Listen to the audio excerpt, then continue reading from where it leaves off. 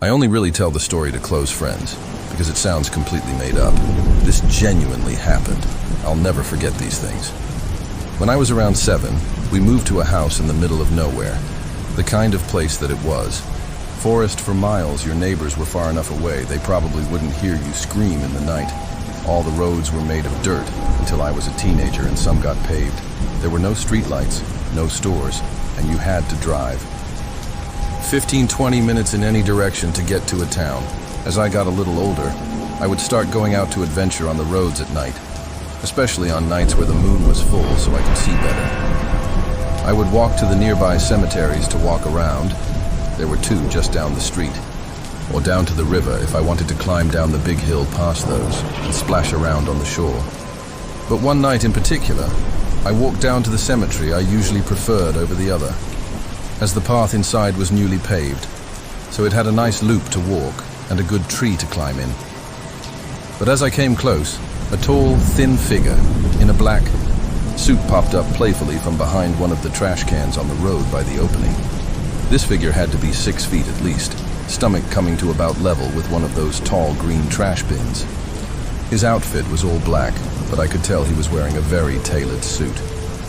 On his head was a tall top hat and a white porcelain mask adorned with a big smile. I stopped walking, staring at this figure for a good second. It didn't move. I didn't move, but then it lifted a long, slender arm and waved at me before popping back behind the bin.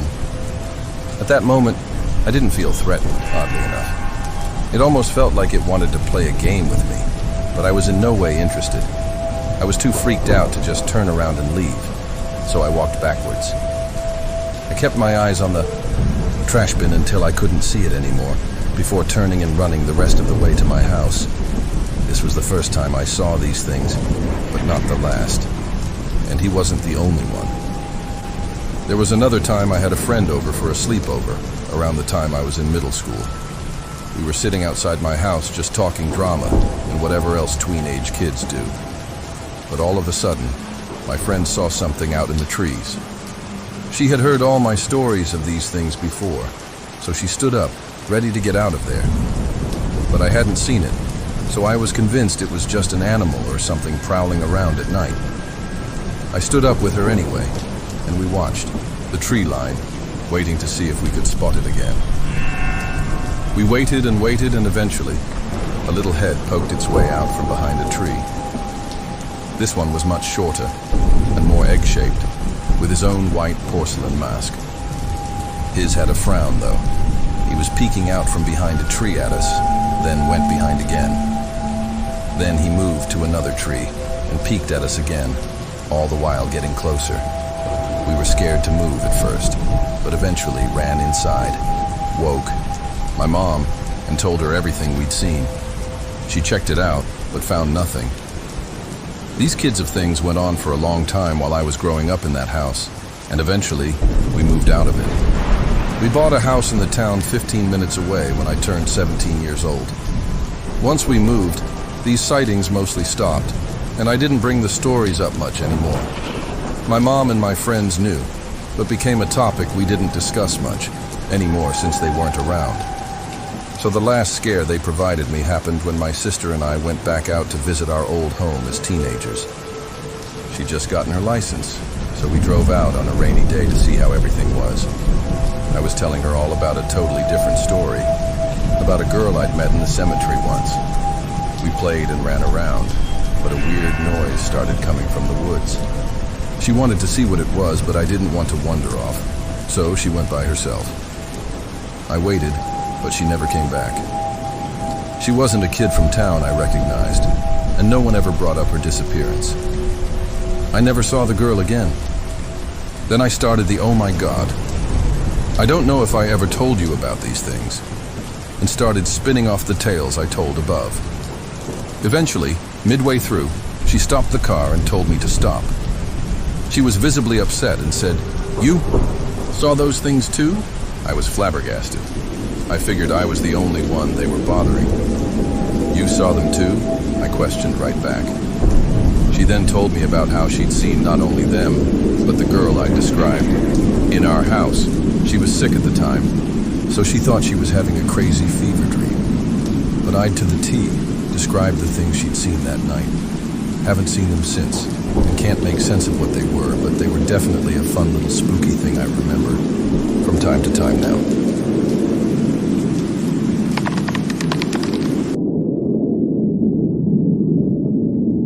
Guys, I swear we are so lost, Emma said as she leaned forward from the back seat, watching as the pixelated car spun around on the GPS screen as if it couldn't decide where they were. The route should have been simple. Emma and her friends had spent almost a week planning their road trip to the Rock 99.9 music festival. A straight shot up the interstate, a few back roads, then 3 days of awesome music, overpriced beer, and some much-needed quality time with Ryan, but now the map didn't even show a road at all. "Relax, babe," Ryan said, stretching in the passenger seat. "It's totally normal to lose service in places like this. I've had 0 bars since we left the highway. We're probably like 10 or 20 minutes from the main road." Caleb gripped the steering wheel with frustrated determination, looking unconvinced. "We aren't 20 minutes away from anything," he muttered. "I'm sure we should have hit the main road half an hour ago." "Okay, so we were literally on the main road," Lana chimed in from the back seat, waving her phone as she hunted for a signal. "And then you, very confidently I might add, decided to take a shortcut." She added quotes with her fingers to emphasize her point. Caleb sighed with resignation. "It was supposed to save us time," he whined. "And yet," Derek said, staring out the window at the misty forest flanking them, "we are still not at the festival. Because, and I cannot stress this enough, we are lost."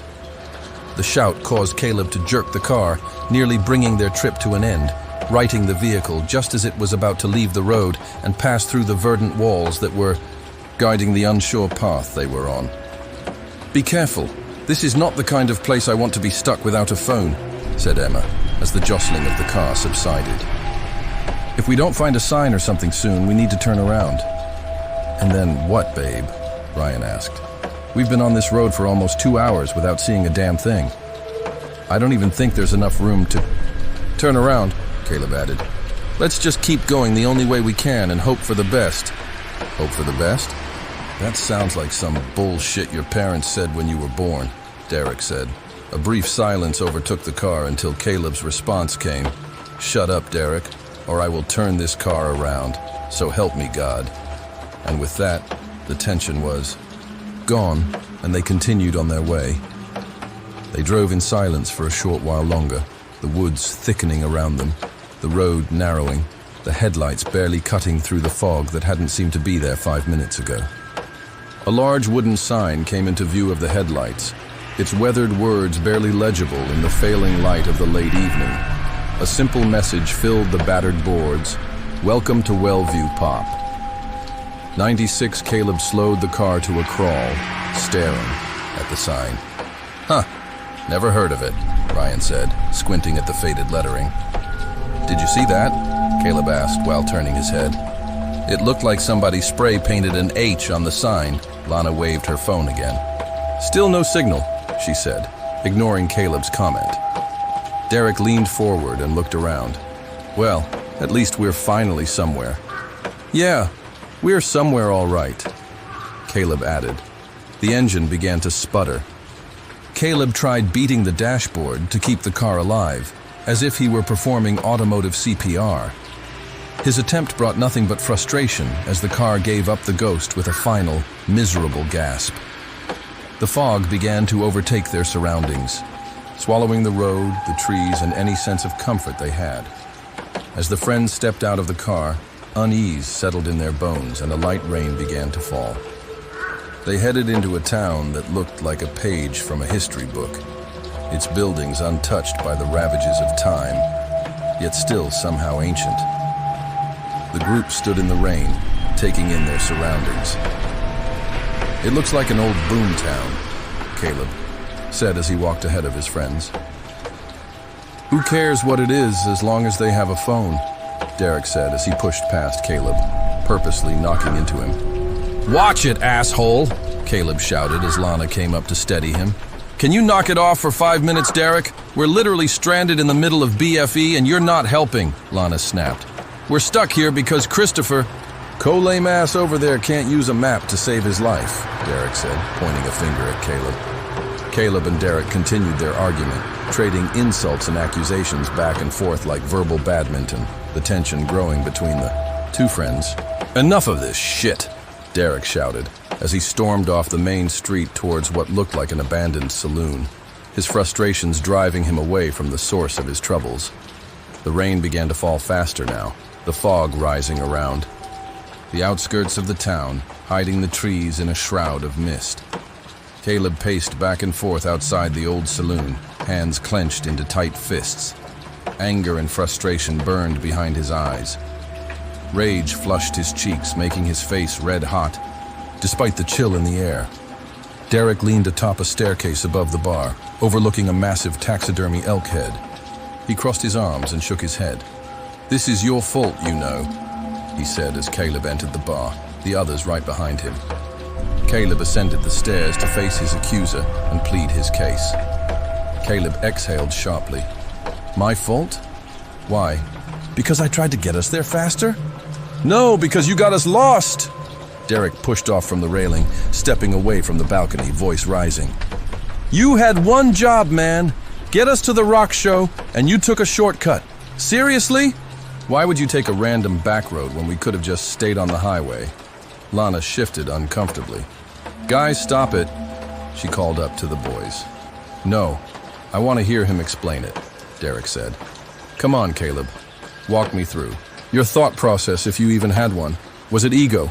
Were you just that freaking sure that you knew better than the goddamn GPS?" Caleb's jaw tensed. "It's not like I planned this. We all thought it was a good idea at the time," he said through gritted teeth. "No, we didn't," Derek said, laughing bitterly. "You did, and now we're stuck in whatever the hell this place is." Caleb stepped closer, eyes filled with an emotion somewhere between guilt and anger. "You really think I wanted this?" "Yeah, I really do. I think you like being the one in control. I think you like feeling like a big shot. I think you wanted to impress Lana, and now we're paying for it." Derek turned toward an empty table, rubbing his temples to relieve his growing headache. Caleb stared coldly at him. "You want to be in control so badly? Fine. What's your plan, hotshot?" Derek scoffed. "My plan? My plan is to knock the teeth out of your smart-ass mouth." He rushed toward Caleb with a wild haymaker. Caleb stepped aside, narrowly dodging Derek's attack and watching in horror as Derek lost his balance and began to go over the railing. Caleb reached for Derek just as he regained his balance. "Get the hell off me," he said, slapping away Caleb's hand. Then, just as Caleb turned to walk away, the railing broke and Derek fell. A loud crash echoed throughout the bar. The room became heavy with an uneasy silence. Lana's stomach sank. "Derek," she whispered, afraid of what might happen if she dared to raise her voice. Derek lay sprawled out, halfway to the floor, his chest impaled on the antlers of the trophy above the bar. Dark red blood dripped from his lifeless body, painting the crimson canvas that was the bar floor. Caleb leaned over the edge of the balcony, his eyes locked with the gaze of his aggressor, his tormentor, his friend. He stood frozen, unable to move, incapable of running to his friends, to Lana. The sight of Derek's body chilled the group as a wave realization washed over them. Their friend was dead. They stumbled out into the empty streets, shaken to their cores. The rain became heavier, oppressive. The sky opened up, drenching them in cold sheets. Lana, devastated after what she had just witnessed, ran away from her friends, stopping just short of a drainage ditch. As she stood in the downpour, she mourned the loss of her friend. She had never seen anything like that before. She hadn't even been to a funeral. The thoughts raced through her mind. Was he really dead? How would they get home? Were they going to die too? The questions flooded her mind, memories of the argument. Had he fallen? Was he pushed? Did Caleb push him? No. She pushed that question down. Caleb could never do something like that. Not the boy that she loved. She let thoughts of Caleb wash away her anxiety. A calmness came over her, bringing her back to reality. Caleb, that's it. Caleb would save her. She wanted to run to him, to let him comfort her, and just as she turned to head back, she slipped.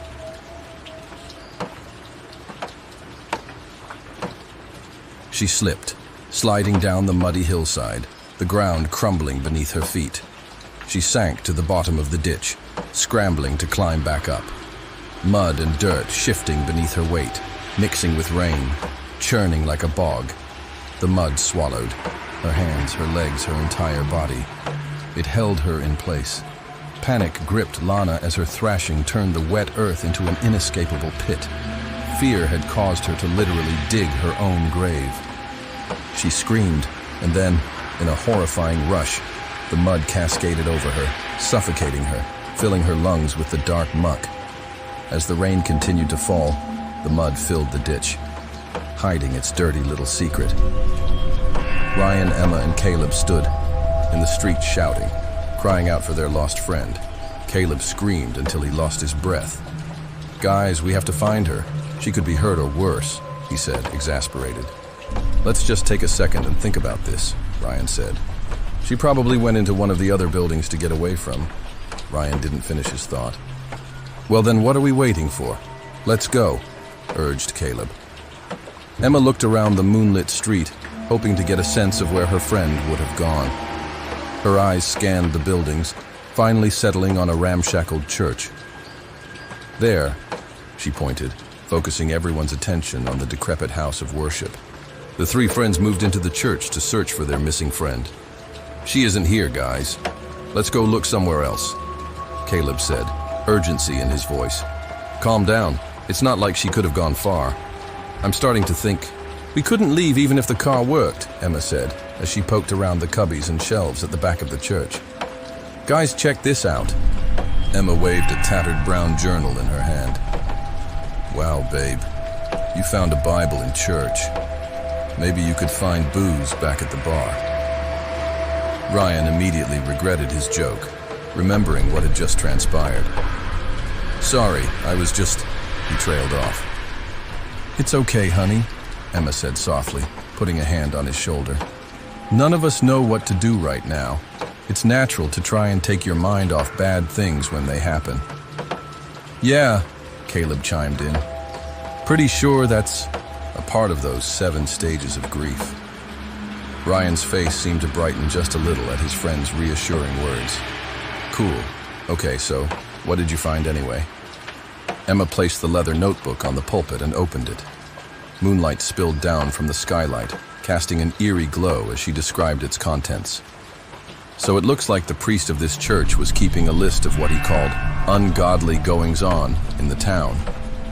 He writes that God hath declared this township to be a den of sin, and all who dwell within are heathens. This part is nuts. He said that they would no longer be prosperous because God was punishing their wickedness. I found some old newspapers," Caleb shouted from across the church. "The Wellview Whisperer, creepy-ass name for a paper." "What does it say?" Ryan asked impatiently. Caleb read aloud. "Town in decline as mine is exhausted. Mayor turns to local Indian tribe for help. And then it's too hard to read because it's old as hell." Emma, still reading the priest's journal, spoke up. "I think I know what happened next." She told them a story that sounded like an Ari Aster movie. The Indians informed the townspeople that the land would not give to those who only take, and if they wished to continue living here, they would have to give something to the land. The townspeople listened as the chief spoke. He spoke of taking the gold from the hills, the earth's blood as he called it. The only way for them to appease the forest was by giving blood back to it. The townsfolk, in an unsettlingly unanimous decision, agreed to the terms. They got to work right away, slaughtering chickens, pigs, even horses. However, this was not what it wanted. The animals had not wronged the forest, the people had. There was only one way to appease it. "Holy shit, sorry, Jesus," Ryan said. Are you telling me they sacrificed each other? According to this journal, yes. It even has really detailed pictures of how they did it. Emma cringed. Let me see, Caleb said, taking the book from Emma. He picked up the story where she left off. It looks like there were 5 sacrifices. The first guy was stabbed, like a lot. The second one was buried alive. The third guy was hanged. That seems a little basic for a ritual. The fourth was crushed to death with rocks and shit. Damn, that's brutal, Ryan said. What about the last one? It doesn't say. It looks like the rest of the pages were ripped out. Emma looked over Caleb's shoulder at the gruesome images depicted in the book. She couldn't shake the feeling that there was something familiar about them. Dots started to connect in her mind. Dark theories she wouldn't let herself consider. Then, as if she was forcing her thoughts into life, Caleb spoke. Is it just me, or does this first picture remind you of, you know? Emma felt simultaneous relief and fear. Relief that she didn't have to say it, and fear that it may be more than happenstance. What the hell does that mean? Ryan asked. Are you saying that our friend was a sacrifice? How is that even possible? He fell. We all saw it. Actually, Caleb interjected cautiously. From where I was standing, it didn't look that simple. He did almost fall after he took a swing at me, but he caught himself. He was fine. When the banister gave way and he went over, it looked like he was pushed. You sound crazy right now, Caleb. Clearly you're in shock and you're misremembering. Ryan argued. Here's what's going to happen. I'm going to find us a way out of here. We're going to get our friends. He raised a silencing hand as Emma tried to speak. All of our friends and we are getting the fuck out of here. If I have to push the car with all of you inside it, then so help me God I will. I will get us home. With those words, a look of crazed hope came over Ryan. He charged past Caleb, shrugging off Emma's attempts to dissuade his newfound purpose. He had no choice. If he didn't get them out of there, no one would. He couldn't trust them to save themselves, not with the nonsense they were spouting out. Sacrifices, forest spirits, Indian rituals. Did they hear themselves? They sounded crazy. He muttered to himself as he looked around the town. It must have stopped raining while they were in the church, he thought. That was nice, it made it easier to see the answer to his prayers, an old water tower near the center of town. Ryan was driven to find an escape from this waking nightmare. He climbed the tower, rung by rusted rung. As he reached the top of the tower, he stared out across the sky. The tower creaked and swayed as his heart sank. From the top of the tower, he could see that there was no escape. The fog surrounded the town, stretching on for what must have been hundreds of miles. Every way he looked, he saw nothing but that. God-forsaken mist. No roads, no escape, no hope. He collapsed into himself. Hopelessness, now the only thing he knew. The wind howled and shook the tower as Ryan broke down. He sobbed relentlessly as the events of the night became reality. The screams from the ground went unheeded. Warnings that the Ryan's perch was becoming as unstable as he was. The tower lurched, bringing Ryan back into the moment. He snapped out of his melancholy, focused now on survival. He braced himself with the railing as he shuffled towards the ladder. Looking down to the safety that awaited him below, he saw the face of his girlfriend looking up with concern. Ryan repositioned himself, preparing for his descent. Just as he was about to begin his climb, the wind rocked the tower, nearly sending him over. He reached out of desperation for a nearby rope. Holding on for dear life, he pulled himself back to his feet. Just as he was about to try the ladder again, the wind ripped the rope from his hand.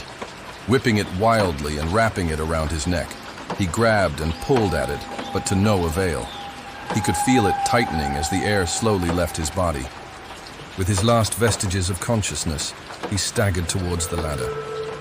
A gust of wind, and a moment later, he felt the water tower rise above him. With a sudden jerk and a sickening crack, his fall and his neck were broken. Emma turned and buried her face in Caleb's chest. Caleb just stared. A barely audible whisper broke the silence as the wind died down. Just like the third drawing, Emma looked up into Caleb's eyes as she began pounding her fists on his chest. How could you say that? How could you say that? How could you? She trailed off as sadness filled her throat. Come on, Emma, you don't need to see this. Caleb comforted her as he guided her to the nearby post office. Emma sat in the corner, legs pulled up to her chest, crying into her knees. Caleb looked around the old post office for something, anything to take his mind off the madness that had become his life. In the back office of the crumbling building, he found a letter. It was old, not as old as the newspaper or the journal, but old nonetheless. He began to read it when he heard a sniffling Emma say, "What's that?" "It's a letter. Listen to this. To whoever finds this, something is not right here. We thought we were stuck. Our van broke down just outside town. That shouldn't be possible. It's a 76. How does a brand new van break down? We thought we were alone. We were wrong. If you're reading this, you should know that you're not safe. You're all dead." My friend marked the sign as a warning before he fell into a mud pit and drowned. They won't let you leave. You can't escape from Hellview. Caleb began to panic. Oh my God, we're never going home. We're going to die here. Emma composed herself and grabbed Caleb's shoulders. As she shook him, she spoke steadily. "Get it together. I'm going to get out of here. I'm going to find a way home. I'm going to be okay, and you are too." Her words rang out like a shot of electricity, giving Caleb the strength to keep going. As soon as she had finished her pep talk, a creak echoed through the empty building. It sounded as if the room itself was gasping for one last breath. The fire. Rafters sagged and swayed. The bones of the post office snapped and cracked. There was no doubt that it was coming down and fast. Emma released Caleb from her grip and made for the doorway. Once outside, she spun around to search for her friend. She looked inside to see Caleb frozen in the same spot she had left him. "Caleb, run!" she screamed, but he just remained motionless. "They won't let me, Emma. They won't let me." Tears streamed down Caleb's face as his bleary eyes locked onto hers.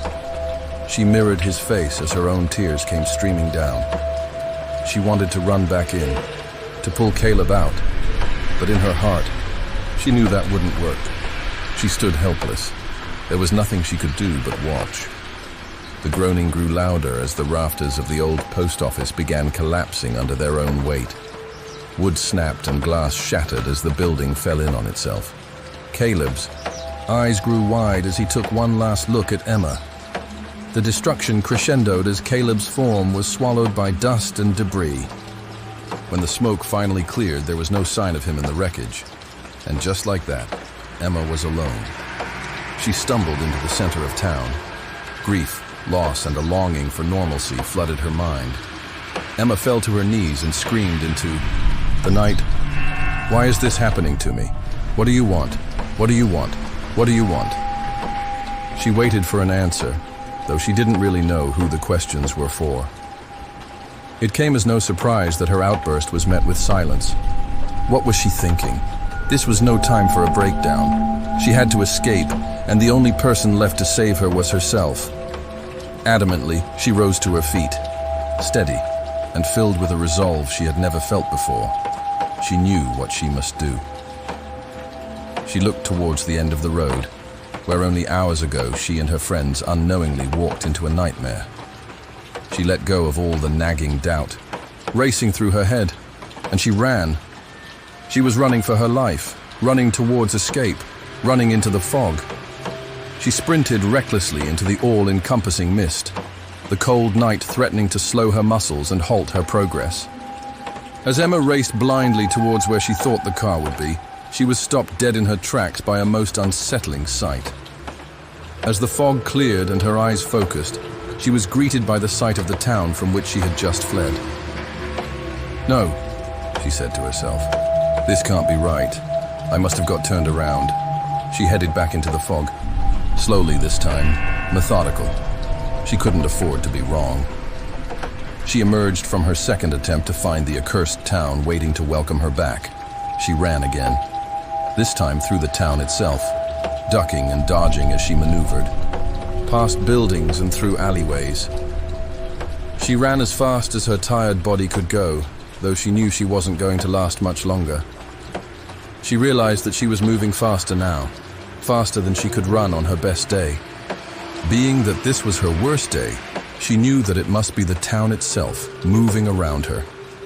She halted her forward momentum, planting her feet squarely on the ground. Still, the world kept going. Faster and faster, like a demented roller coaster, the world ran past her at breakneck speed. She started to feel sick, like her stomach would betray her as soon as it could. The town took advantage of her bewilderment and showed her the answers to her questions. Visions manifested before her eyes, recreations of the killings in all their morbid glory. She saw the townspeople from the drawings, the very first sacrifices. Then the same deaths over and over again. Different people, different times, but somehow all the same. She saw a girl hiding in the post office, desperately chronicling her plight. The images jumped before Emma could see the girl's fate. She was hit hard by the next scene. Derek flying from his feet only to be caught by death's unforgiving embrace. In the form of those horrid antlers, she was hurled into a vision of a torrential downpour. Another familiar face crying in the rain. Emma screamed and reached out as she watched Lana tumble down. She could see the fear and desperation in Lana's eyes as she scrambled to save herself and failed, sinking into a shallow, muddy grave. Emma knew what was next. She found herself transported to the top of the water tower. Bile rose in her throat as a body swung in front of her, a macabre marionette controlled by an unseen puppeteer. Derek's eyes confronted Emma's, and in a hoarse, strangled voice, her lost love spoke. "Why me? Why did you let it take me?" Despair and tears filled Emma's eyes as she averted them. She knew the end of this nightmare was coming, and feared what that meant for her.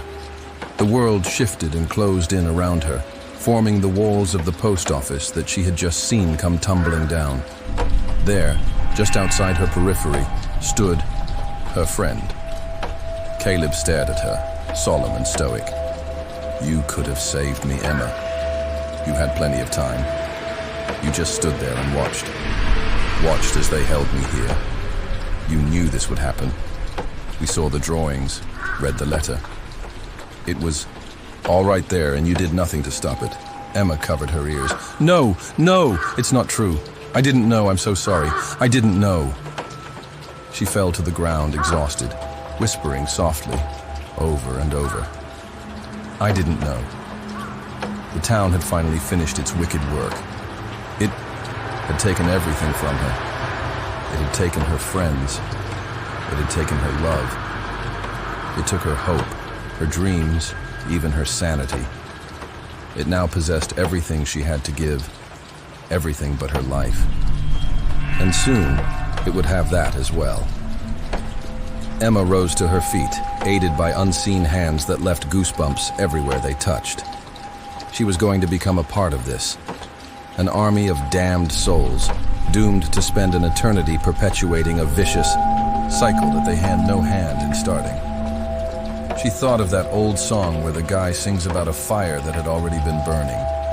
If this was going to be her time, then so be it. She had nothing left.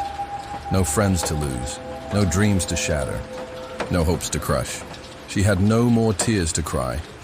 She stood now, head held high, arms outstretched, ready and waiting. Words formed in her head and made the slow, arduous journey to her mouth. She was ready. Ready to give up. Ready to give in.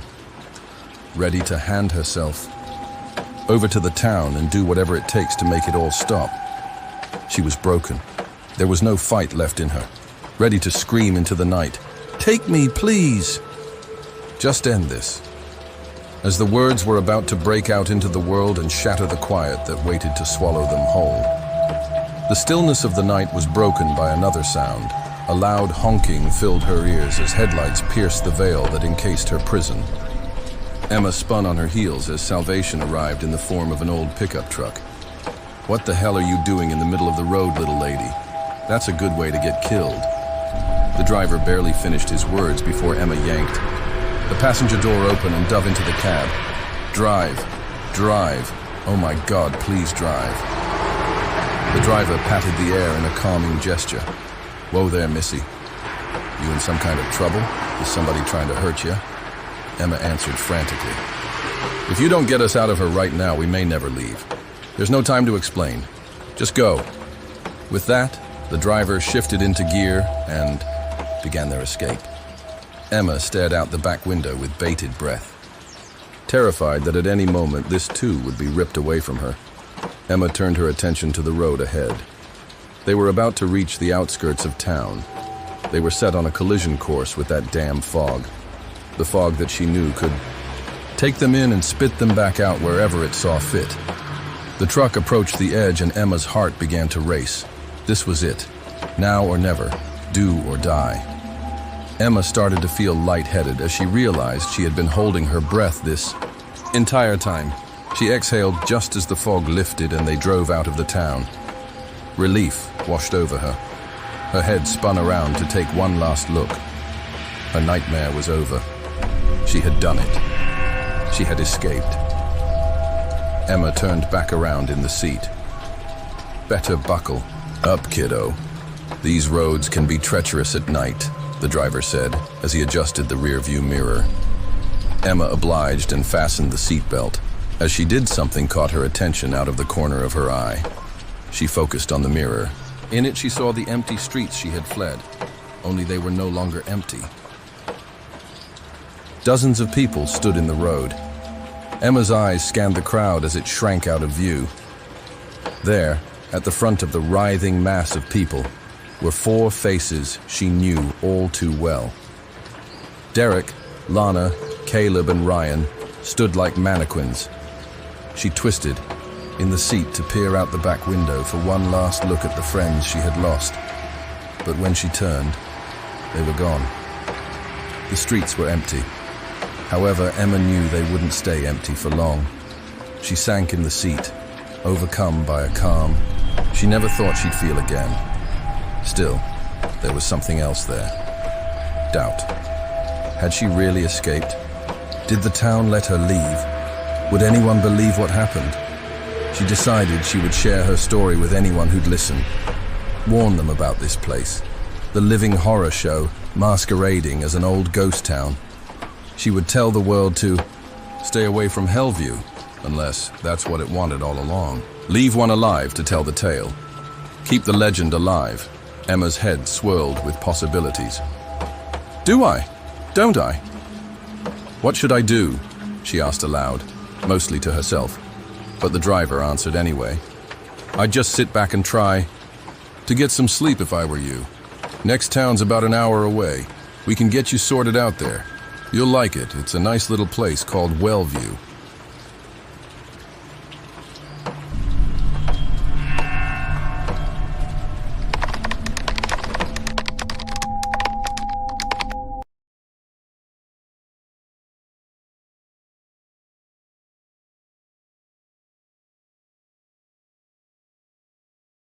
The newly constructed Ramses I and Ramses II high-rise apartment buildings in Quaince shimmered in the relentless sun, their sand-colored, acutely angled faux Egyptian facades standing out among their older, mostly red or red-adjacent brick neighbors. It was hard to miss them, and Caleb Jones hadn't. He and his wife, Esther, were transplants to New York, having moved there from the Midwest after Caleb had accepted a well-paying job in the city. But their housing situation was precarious. They were renters and rents were going up. Moreover, they didn't like where they lived, didn't like the area, didn't consider it safe. And with a baby on the way, safety, access to daycare, good schools, and stability were primary considerations. So they had decided to buy something. Because they couldn't afford a house, they had settled on a condo. Caleb's eye had been drawn to the Ramses buildings ever since he first saw them. But Esther was more cautious. There was something about them, their newness and their smoothness, that was creepy to her. But whenever Caleb pressed her on it, she was unable to explain other than to say it was a feeling or intuition, which Caleb would dismissively compare to her sudden cravings for pickles or dark chocolate. His counter-arguments were always sensible. New building, decent neighborhood, terrific price. And maybe that was it. Maybe for Esther, it all just seemed too good to be true. She'd recently been fired from her job, which had reminded her just how much more ruthless the city was than the small town in which she and Caleb had grown up. "I just want to make one thing clear, Esty," her boss had told her. "I'm not letting you go because you're a woman. I'm doing it because you're pregnant." There had been no warning, no conversation. The axe just came down. Thankfully, her job was part-time, more of a hobby for her than a meaningful contribution to the family finances. But she was sure the outcome would have been the same if she'd been an indebted, struggling single mother. What can I say? Esty? Men don't get pregnant. C'est la vie. So here she and Caleb were, holding hands on a Saturday morning at the entrance to the Ramses 2, heads upturned, gazing at what, from this perspective, resembled less an apartment building and more a monolith. Walking in, they were greeted by a corporate agent with whom Caleb had briefly spoken over the phone. "Welcome," said the agent, before showing them the lobby and the common areas, taking their personal and financial information, and leading them to a small office filled with binders, floor plans, and brochures. A monitor was playing a promotional video. "At the Ramses I and Ramses 2, you live like a pharaoh." There were no windows. "So," asked the agent, "what do you folks think so far?"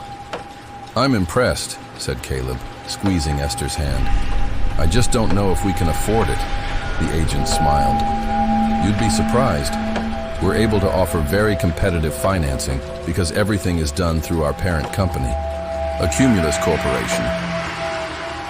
"We'd prefer a 2-bedroom, said Esther.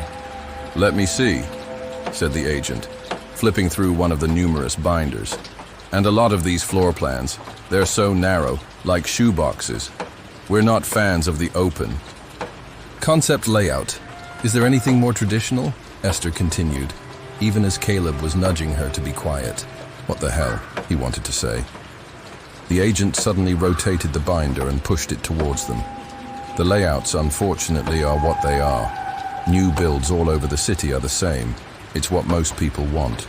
That said, we do have a 2-bedroom unit available in the Ramses 2 that fits your budget." He smiled again, a cold, rehearsed smile. "A Cumulus would provide the loan on very fair conditions. The monthly payments would be only minimally higher than your present rent. What do you say? Want to see it?" "Yes," said Caleb. "What floor?" asked Esther. "The unit," said the agent, grabbing the keys, "is number 7 on the -7th floor." -7th? "Yes, and please hold off judgment until you see it, because the Ramses buildings each have 17 floors above ground and 34 below." He led them, still not entirely comprehending, into an elevator.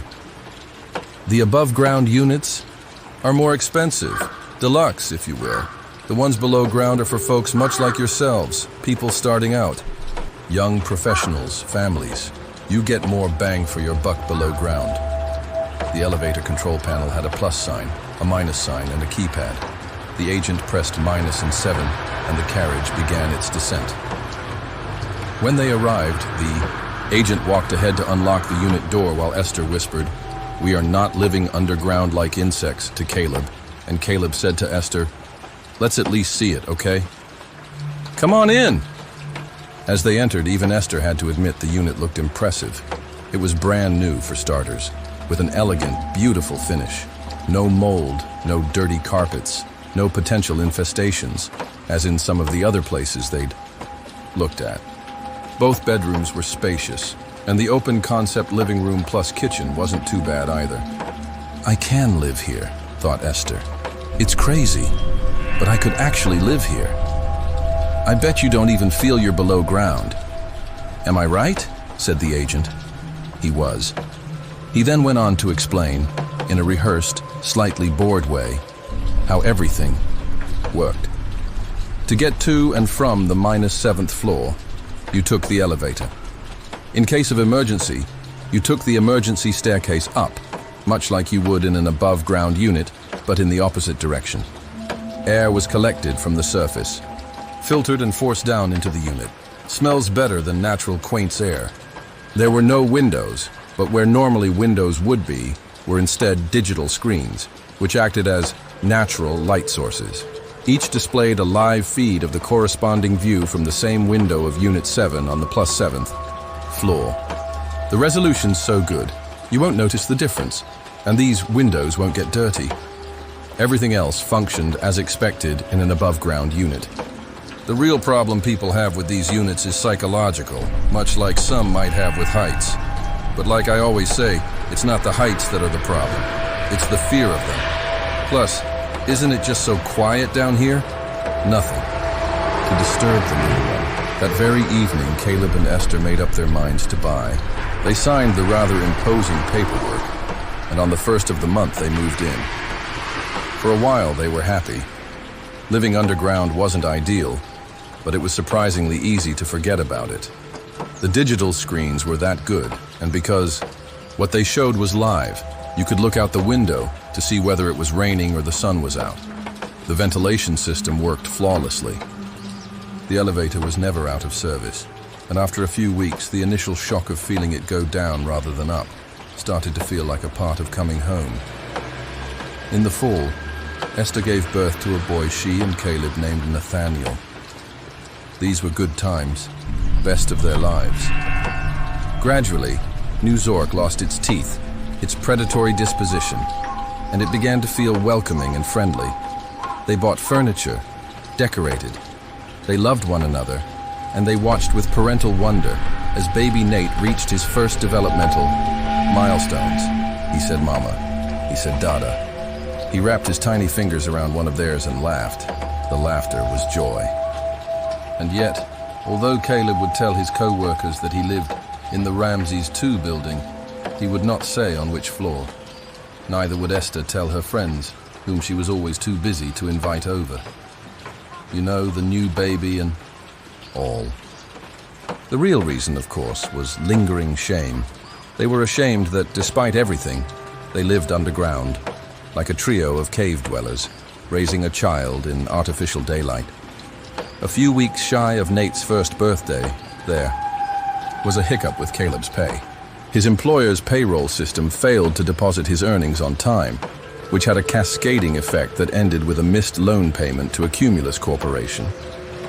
It was a temporary issue, not their fault, but when, the day after the payment had been due, Esther woke up, she felt something disconcertingly off.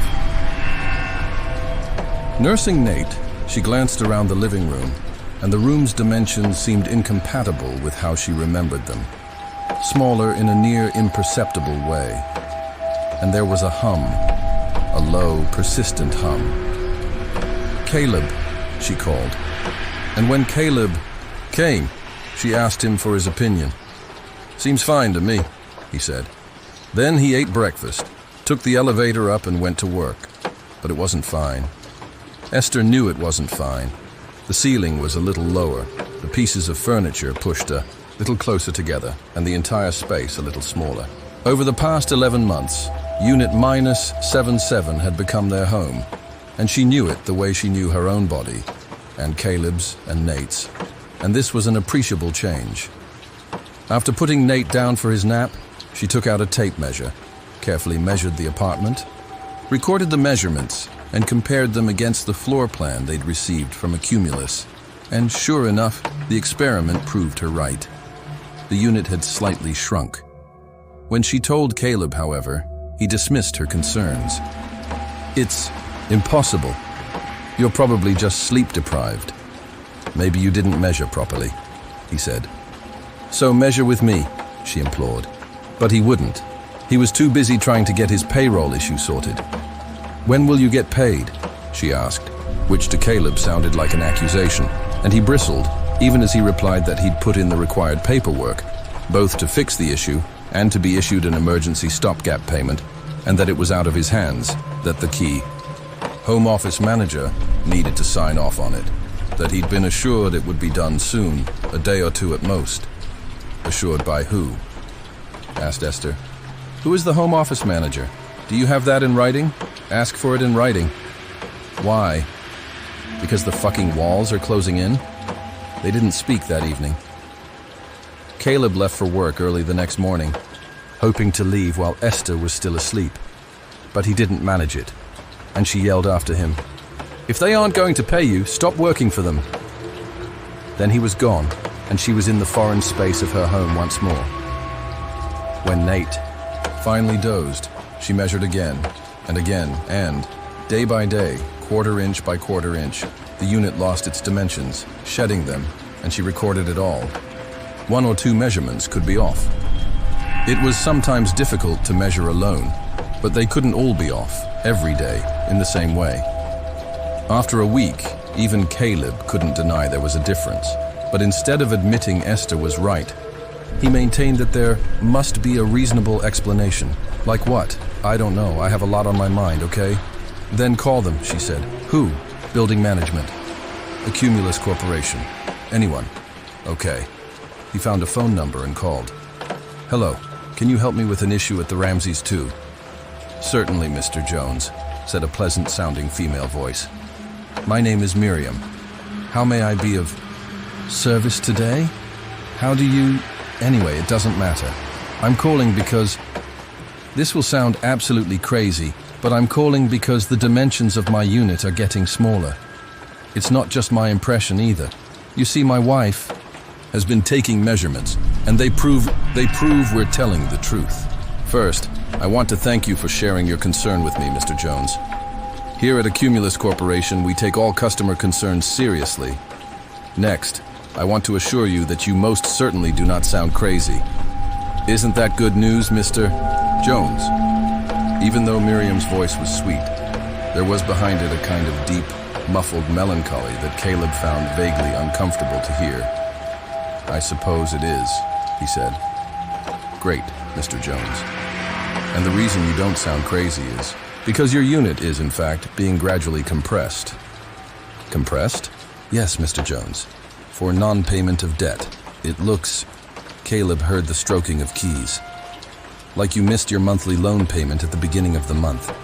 You have an automatic withdrawal set up, and there were insufficient funds in your account to complete the transaction. And as punishment, you're shrinking my home? He blurted out. It's not a punishment, Mr. Jones.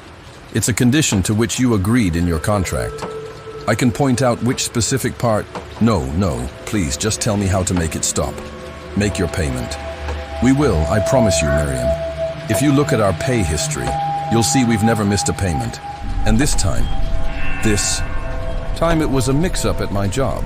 A simple payroll problem that, I can assure you, is being sorted out. The home office manager is personally working on it. I am very happy to hear that, Mr. Jones. Once you make payment, the compression will stop, and your unit will return to its original dimensions. You can't stop it now. It's very unnerving. My wife says she can even hear a hum.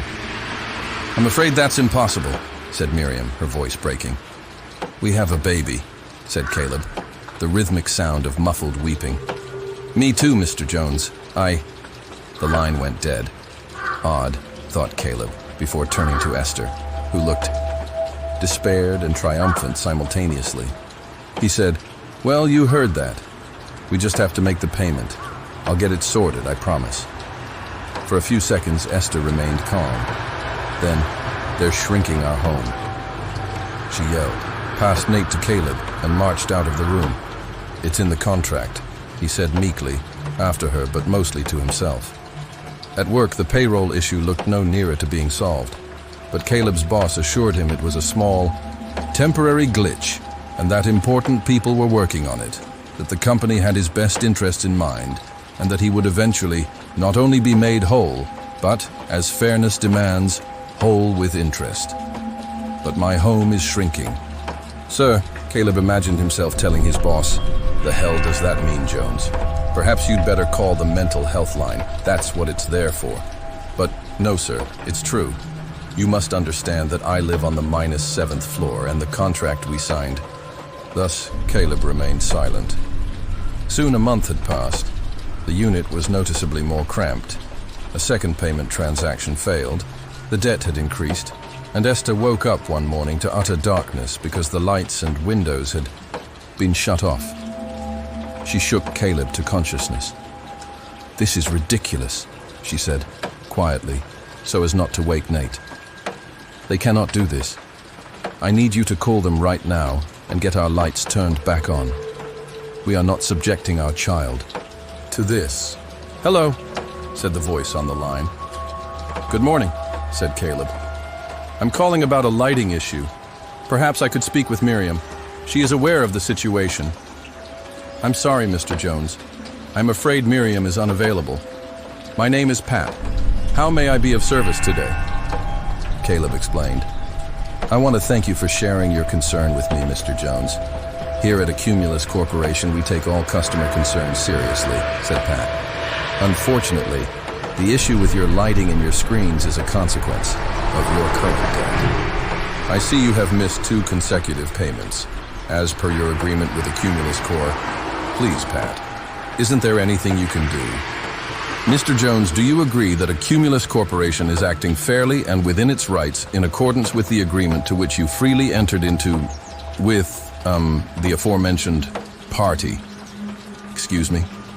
I am trying to help. Do you, Mr. Jones, agree that your present situation is your own fault? And do you absolve Accumulus Corporation of any past or future harm related to it or arising as a direct or indirect consequence of it? What? Yes, yes.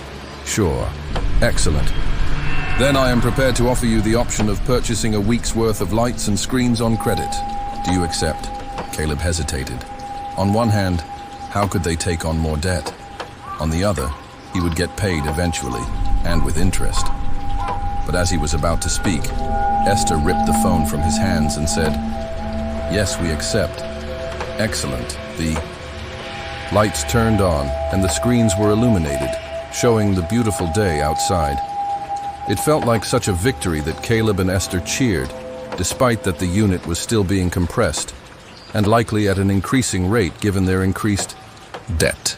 At any rate, their cheering woke Nate, who started crying and needed his diaper changed and to be fed, and life went on.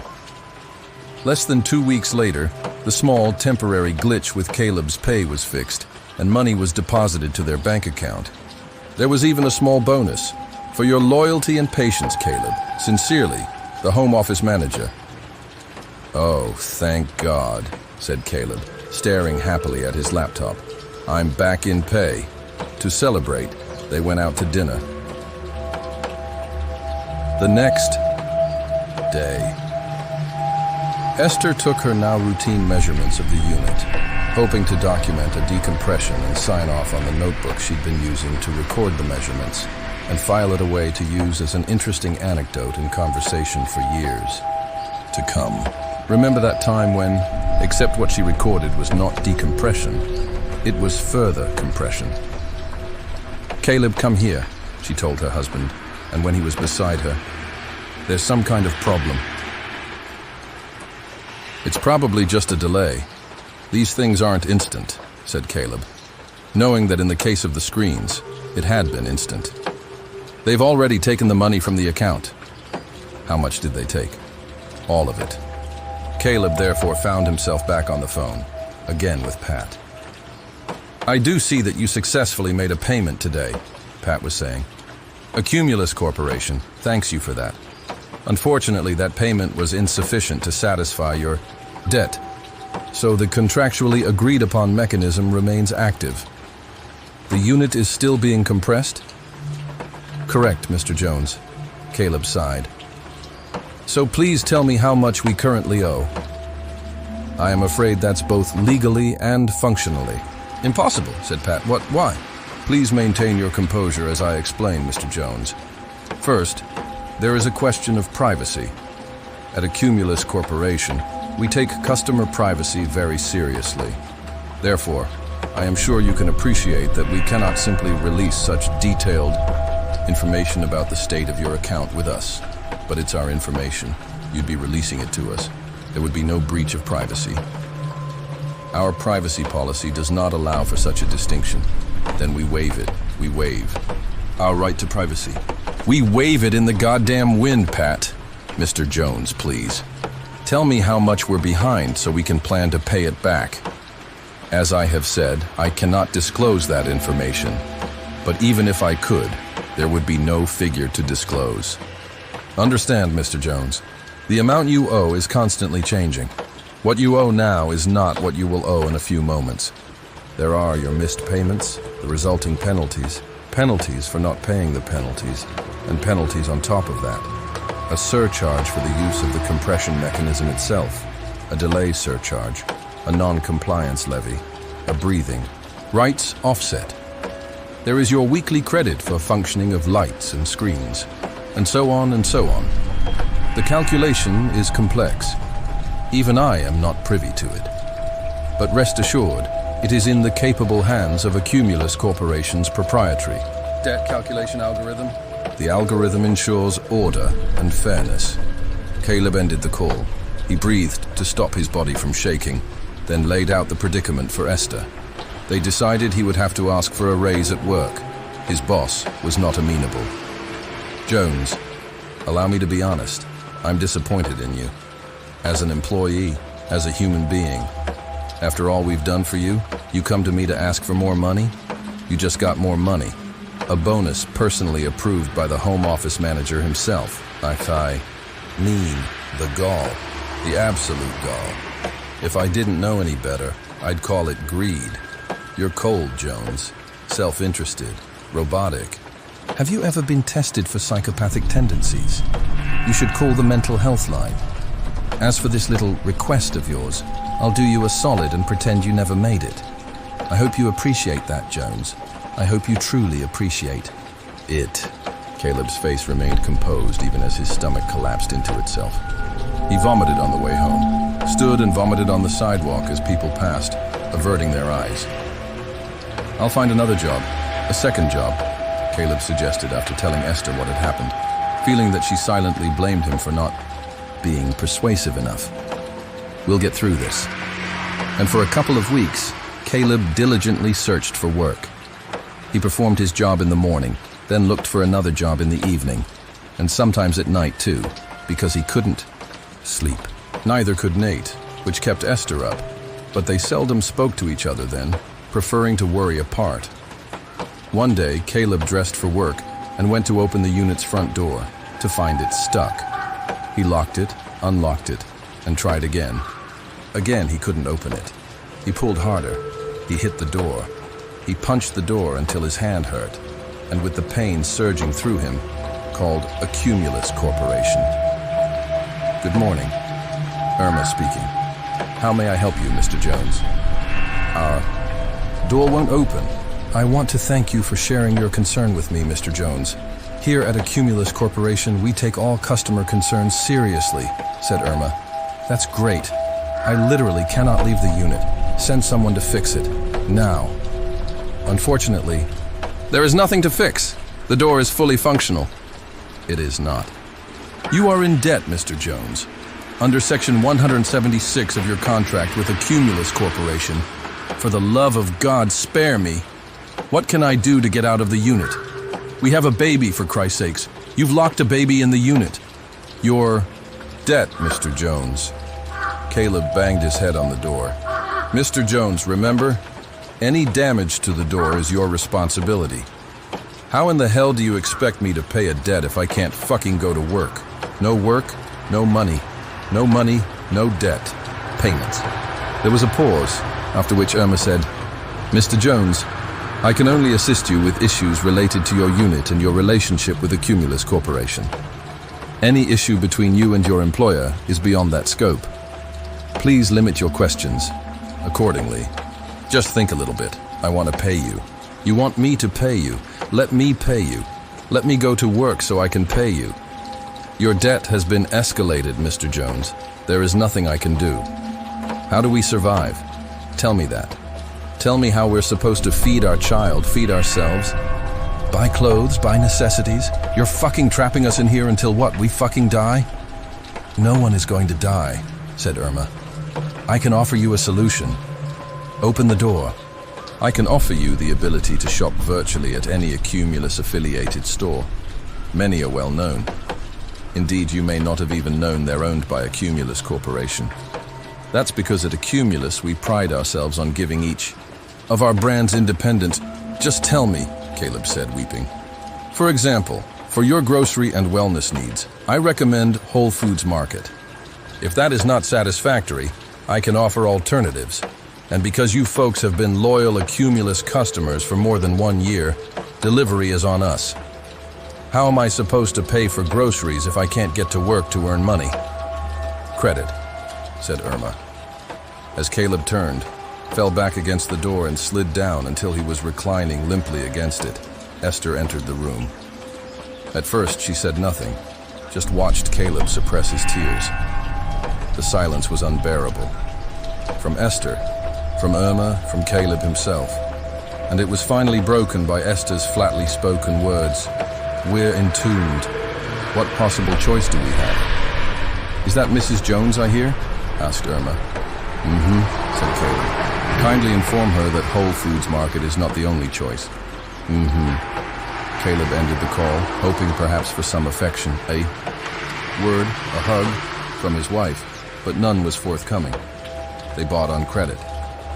Caleb was warned 3 times for non-attendance at work, then fired in accordance with his employer's disciplinary policy. The lights went out, and the screens too. The compression procedure accelerated to the point Esther was sure she could literally see the walls closing in and the ceiling coming down, methodically, inevitably, like the world's slowest guillotine. In the kitchen, the eau-de cabinets began to shatter, their broken pieces littering the floor. The bathroom tiles cracked. There was no longer any way to walk around the bed in their bedroom. The bedroom was the size of the bed. The ceiling was so low, first Caleb, then Esther too, could no longer stand. They had to stoop, or sometimes crawl. Keeping track of time, of hours, days, became impossible. Then, in the tightening underground darkness, the phone rang. Mr. Jones, it's Irma. Yes? I understand you recently lost your job. Yes. At Accumulus Corporation, we value our customers and like to think of ourselves as friends, even family. A family supports itself. When our customers find themselves in tough times, we want to help. That's why, she paused for coolly delivered dramatic effect. We are excited to offer you a job. Take it, Esther croaked from somewhere within the gloom. Nate was crying. Caleb was convinced their son was sick, but Esther maintained he was just hungry. He had accused her of failing to accept reality. She had laughed in his face and said she was a fool to have ever believed she had married a real man. I'll take it, Caleb told Irma. Excellent. You will be joining our customer service team. Paperwork shall arrive shortly. Power and light will be restored to your unit during working hours, and your supervisor will be in touch. In the name of Accumulus Corporation, welcome to the team. Mr. Jones, or may I call you Caleb? The paperwork was extensive. In addition, Caleb received a headset and a work phone. The job's training manual appeared to cover all possible customer service scenarios, so that, as his supervisor, whose face he never saw, told him, the job is following the script. Don't deviate. Don't impose your own personality. You're merely a voice, a warm human voice, speaking a wealth of corporate wisdom. When the time for the first call came, Caleb took a deep breath before answering. It was a woman, several decades older than Caleb. She was crying because she was having an issue with the walls of her unit closing in. I need a doctor. I think there's a problem with me. I think I'm going crazy, she said wetly, before the hiccups took away her ability to speak. Caleb had tears, in his eyes too. The training manual was open next to him. I want to thank you for sharing your concern with me, Mrs. Kowalska. Here at Accumulus Corporation, we take all customer concerns seriously, he said. Although the job didn't reverse the unit's compression, it slowed it down. And isn't that all one can realistically hope for in life, Caleb thought? To defer the dark and impending inevitable. Do you think Nate will ever see sunlight? Esther asked him one day. They were both hunched over the remains of the dining room table. The ceiling had come down low enough to crush their refrigerator, so they had been forced to make more frequent, more strategic grocery purchases. Other items they adapted to live without. Because they didn't go out, they didn't need as many, or really any, clothes. They didn't need soap or toothpaste. They didn't need luxuries of any kind. Every day at what was maybe 6 o'clock, but who could honestly tell? They would gather around Caleb's work phone, which he would put on speaker, and they would call Caleb's former employer's mental health line, knowing no one would pick up to listen, on a loop, to the distorted, 30-second-long snippet of Mozart that played while the machine tried to match them with an available healthcare provider. That was their entertainment. "I don't know," said Caleb. They were living now in the wreckage of their past, the fragmented hopes they once mutually held. The concept of a room had lost its meaning. There was just volume, shrinking, destructive, and unstoppable. Caleb worked lying down, his neck craned to see his laptop, his focus on keeping his voice sufficiently calm, while Esther used the working hours, the daylight hours, to cook on a little electric range on the jagged floor and care for Nate. Together, they would play make-believe with bits and pieces of their collective detritus. Because he had to remain controlled for work when he wasn't working, Caleb became prone to despair and eruptions of frustration, anger. One day, the resulting psychological magma flowed into his professional life. He was on a call when he broke down completely. The call was promptly ended on his behalf, and he was summoned for an immediate virtual meeting with his supervisor, who scolded him, then listened to him, then said, "Caleb, I want you to know that I hear you. You have always been a dependable employee, and on behalf of Accumulus Corporation, I therefore wish to offer you a solution." "What?" Esther said. She was lying on her back, Nate resting on her chest. Caleb repeated, "Accumulus Corporation has a euthanasia program. Because of my good employee record, they are willing to offer it to one of us on credit. They say the end comes.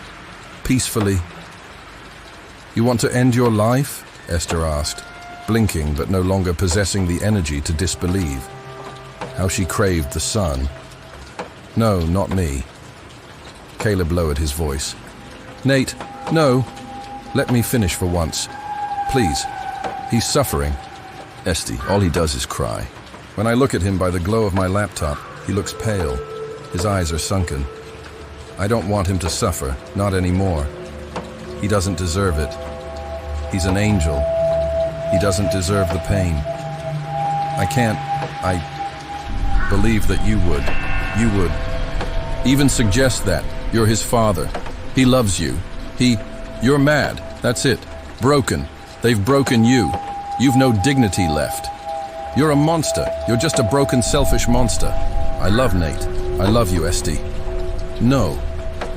Even if not through the program, look at us. Look at our life. This needs to end. I've no dignity? You're wrong.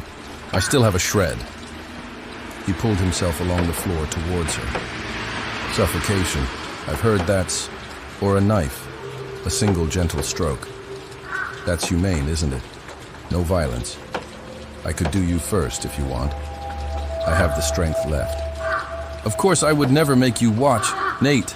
And only at the end would I do myself, once the rest was done. Once it was all over.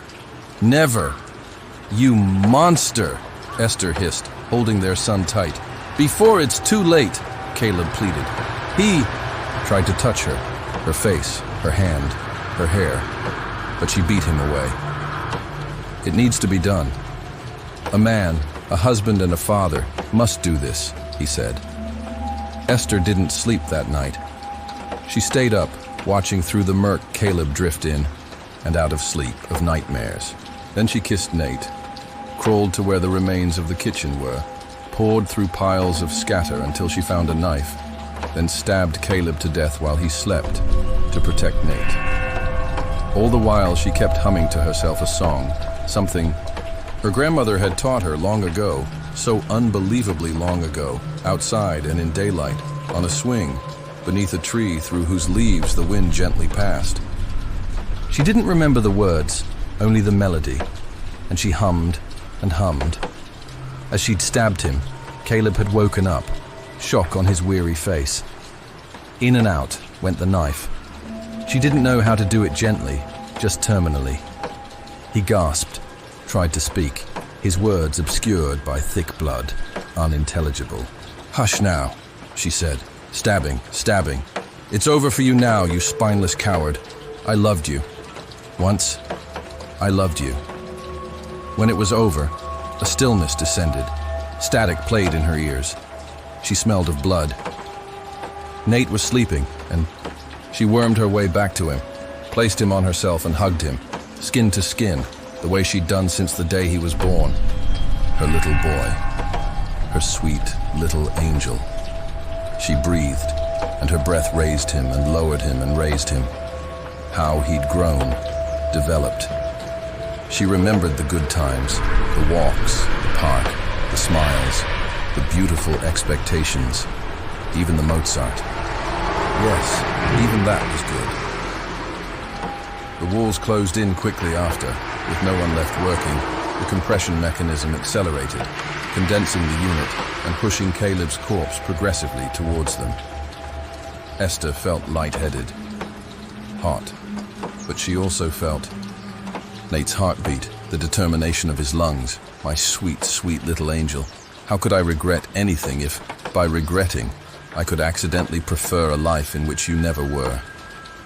When the compression process had completed, and all that was left was a small coffin-like box, Ramses II sucked it upwards to the surface and expelled it through a nondescript slot in the building's smooth surface, into a collection bin. Later that day, 2 collectors came to pick it up. But when they picked the box up, they heard a sound, as if a baby's weak, viscous crying. "Come on," said one of the collectors, the thinner, younger of the pair. "Let's get this onto the truck and get the hell out of here. Don't you hear that?" asked the other. He was wider, muscular. "I don't listen. I don't hear. It sounds like a baby." "You know as well as I do, it's against the rules to open these things." He tried to force them to move towards the truck, but the other prevented him. "Listen, I got a family, mouths to feed. I need this job, okay? I'm grateful for it." Baby," repeated the muscular one. "I ain't saying we should stand here listening to it. Let's get it on the truck and forget about it. Then we both go home to our girls." "No, you illiterate fucking meathead. The employment contract clearly says I don't care about the contract." "Well, I do. Opening product is a terminable offense." The muscular one lowered his end of the box to the ground. The thinner one was forced to do the same. "Now what?" he asked. The muscular one went to the truck and returned with tools. "Open sesame," he started on the box. "You must have got brain damage from all that boxing you did. I want no fucking part of this. Do you hear me?" "Then leave," said the muscular one, trying to pry open the box. The crying continued. The thinner one started backing away. "I'll tell them the truth. I'll tell them you did this, that it was your fucking stupid idea. Tell them whatever you want. They'll fire you." The muscular one looked up, sweat pouring down the knotted rage animating his face. "My whole life I've been a deadbeat. I got no skills but punching people in the face. And here I am. If they fire me, so what? If I don't eat a while, so what? If I don't do this, I condemn the whole world." "Maybe it should be condemned," said the thinner one. But he was already at the truck, getting in, yelling, "You're the dumbest motherfucker I've ever known. Do you know that?" But the muscular one didn't hear him. He'd gotten the box, open, and was looking inside, where, nestled among the bodies of 2 dead adults, was a living baby, crying softly, instinctively covering its eyes with its little hands, its mouth greedily sucked in the air. "A fighter," the collector said, lifting the baby out of the box and cradling it gently in his massive arms. "Just like me."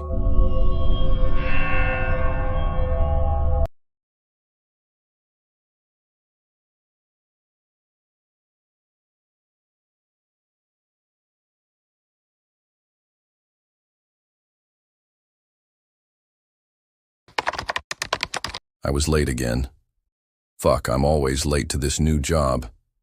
Bill and Lou will never trust me with anything at this rate.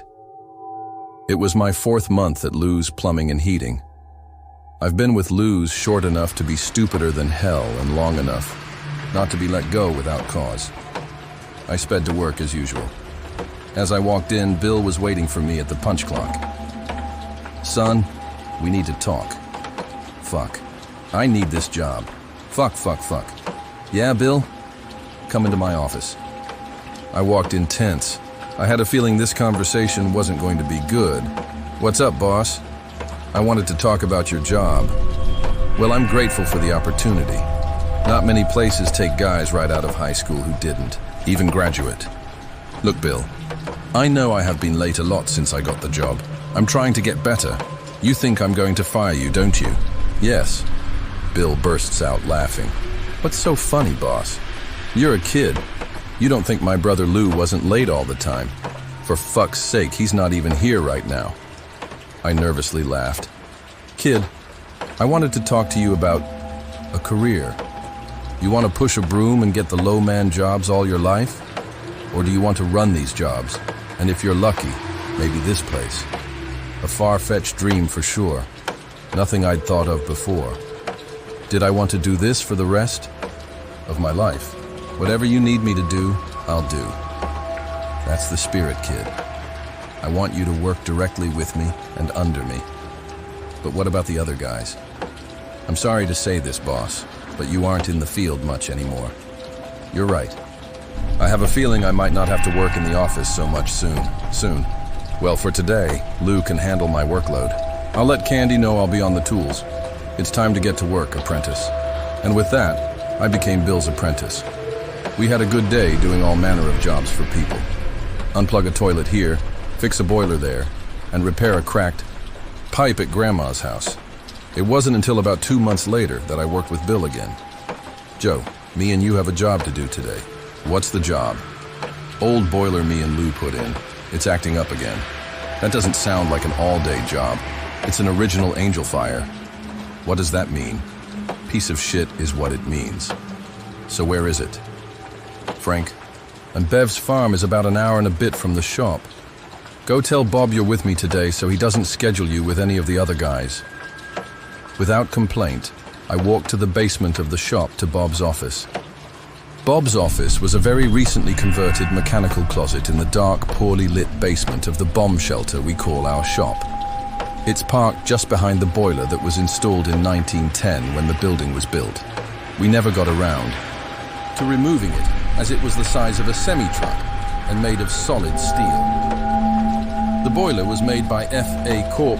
in 1908 and assembled on site. It's a work of art compared to the half-assed heating setup Bill and Lou scabbed together since they bought the building. I walked into Bob's tiny, cramped office. Bill says I'm with him today. "Frank and Bev's acting up again?" "How'd you?" "Came in on the pager last night. Fucking thing woke me up at midnight. I'm not going to get used to that working here. Scary that even you know the issues with that boiler. It must be a real piece of shit." Bob laughed. "It was one of my first jobs here to work on that fucking thing. Bill didn't even charge them for it after what happened at the plant with their son." Bob got quiet and stared off into nothing. "Bob?" Bob snapped back to reality. "Well, boy, if the damn thing goes out in 2 months, the thing's a piece of shit. Now get going, it's a long drive." I walked back to Bill's office upstairs. "Hop in the truck, kid. I grabbed everything last night." "Okay, you were here at midnight?" "Yeah," Bob called me in a panic, thinking we had to go out there ASAP. So I drove to the shop to grab some parts and to call Frank and Bev myself. Bev said it could wait till the morning. The house was warm enough for the night. Bill and I walked out to the truck and started driving. "Hey, Bill, where's Lou?" "Been?" Bill chuckled. "Didn't I mention?" "Lou was here late last night. Now Lou's at home with my nephew because Lou's wife, or ex-wife I should call her now, is no longer in the picture. Louis Jr. is a handful. He was right, every time. He was at the shop, crazy things would happen. Shelves full of parts would be tipped over. The few lights that were on in our shop would flicker off and go out, and Lou would always be in a rage. So he won't be in today? Oh, he will. My brother doesn't miss a day of work for small things. Getting divorced is small? You have no idea, kid. Lou's only missed work twice.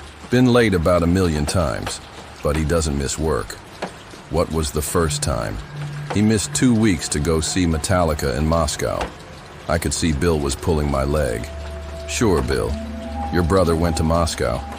Are you a secret agent too? Bill started laughing. Figures I couldn't pull the wool over your eyes. The first time is a long story.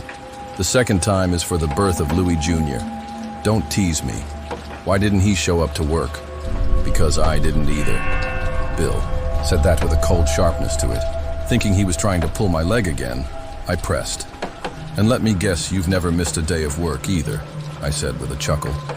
Coldly, Bill stated, for 30 years, I've been at the shop at 6:00 a.m. every morning. The only time I don't show up at 6:00 a.m. is because I wake up in my office.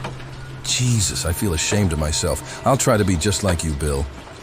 A smile cracked his icy facade. Bill started to chuckle. We have some time to kill before we get to Frank and Bev's.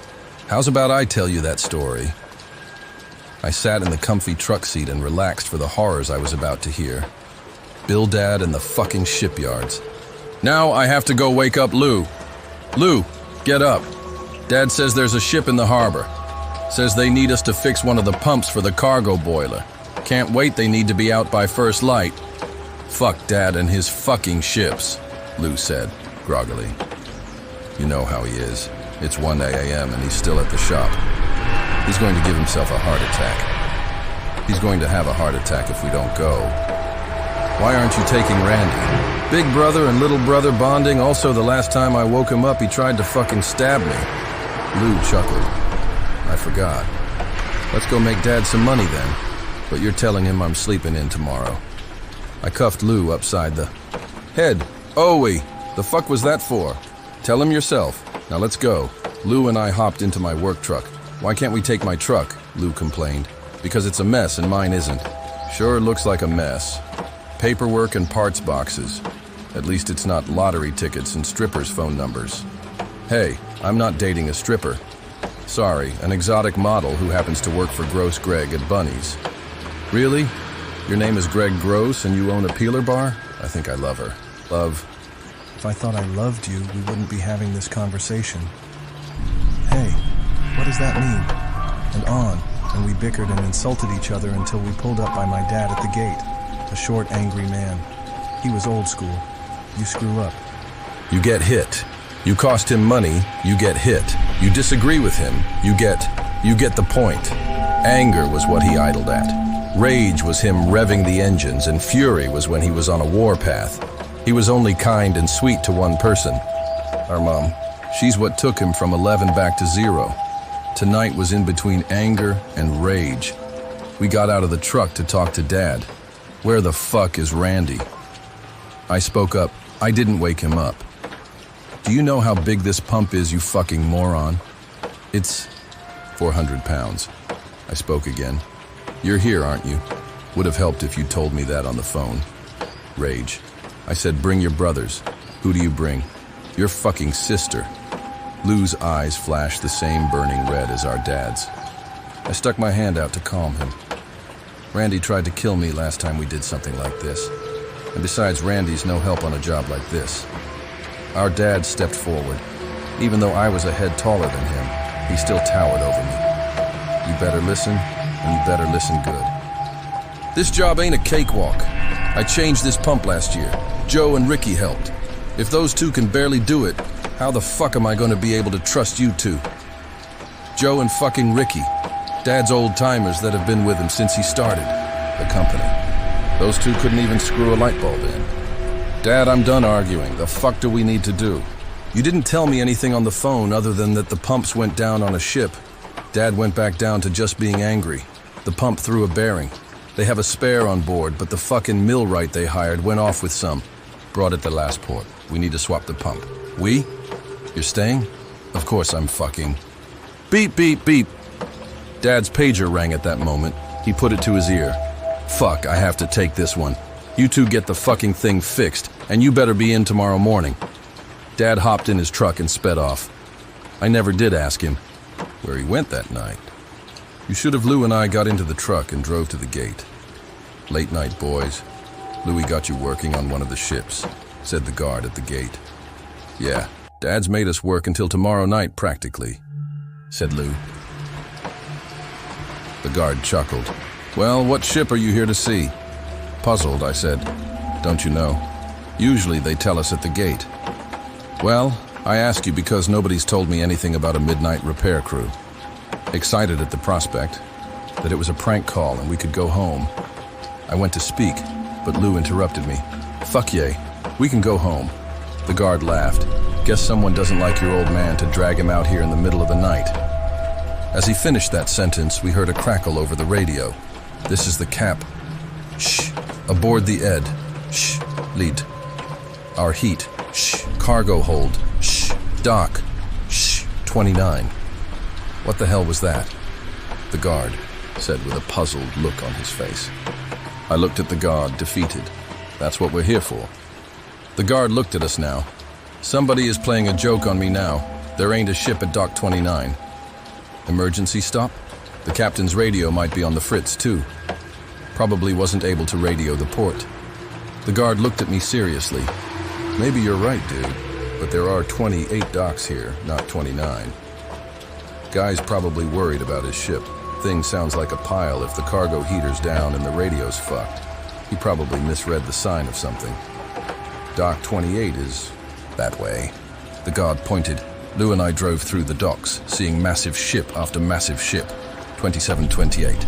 The guy was right, no Dock 29, said Lou. And there's no ship at 28. Confused, we drove back down the length of the port. 2.1. Nothing this way, Bill. I'm really fucking confused, Lou. What do you think? Let's try one more drive down and we'll go home if we don't find it. We drove pretty fast down the length of the dock to the end. What the? Said Lou. Dock 29 are we going crazy? Holy shit, Lou. Look at the ship. That thing looks like hell. How right you were, Lou. The ship was a gargantuan vessel, nearly double the size of the barges and tankers in the port. The exterior was in need of a paint job. Badly. It looked like one of the anchors was snapped off the side of the boat.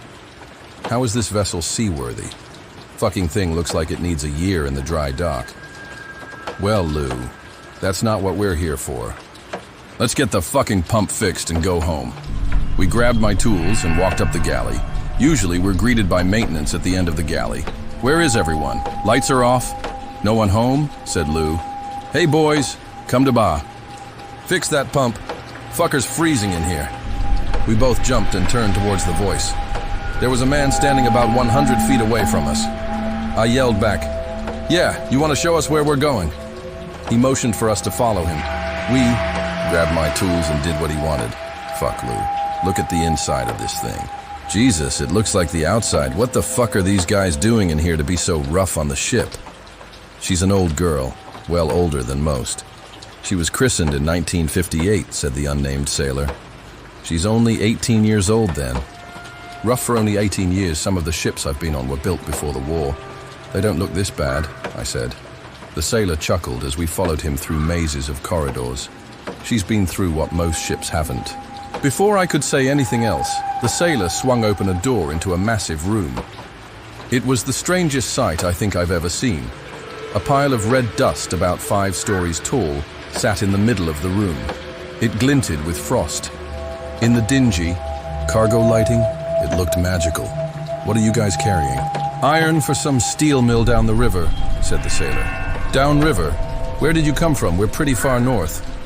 Up river, said the sailor, as if that would answer my question. Why do you need the heat on? It's only iron, Lou said. Makes it hard to unload when she's cold, said the sailor simply. Where's the pump? I said. The sailor pointed up towards the bulkheads running on the ceiling. Before I could ask how he expected us to get up there, he pointed at a ladder fastened to the bulkhead with a platform under the pump. We already brought the new pump up there. Just need you to change it. I'll go grab you the hoist we used to bring the new pump up there. Then the sailor was gone. Did you even hear the door close? Asked Lou. Let's go and get the job done. We climbed the ladder up to where the pump was. It was massive. And heavy, like our dad said.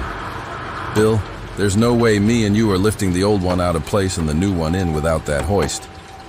Well, let's take a look at what's wrong first. The millwright didn't send this call in, the crew did. And if I know the crews, they don't know jack about what we do. I carefully inspected the bearing housing and the motor. I noticed red staining on the housing of the pump. The iron dust must have fucked up a seal. I've got my wrenches. I can probably pull the seal off the new pump and put it on the old one. All we have to do is take the motor off then. We can handle that, Lou? Better idea than waiting for that guy. He gave me the creeps. So we did as I said and pulled the motor off. Next, I went to give the impeller a spin.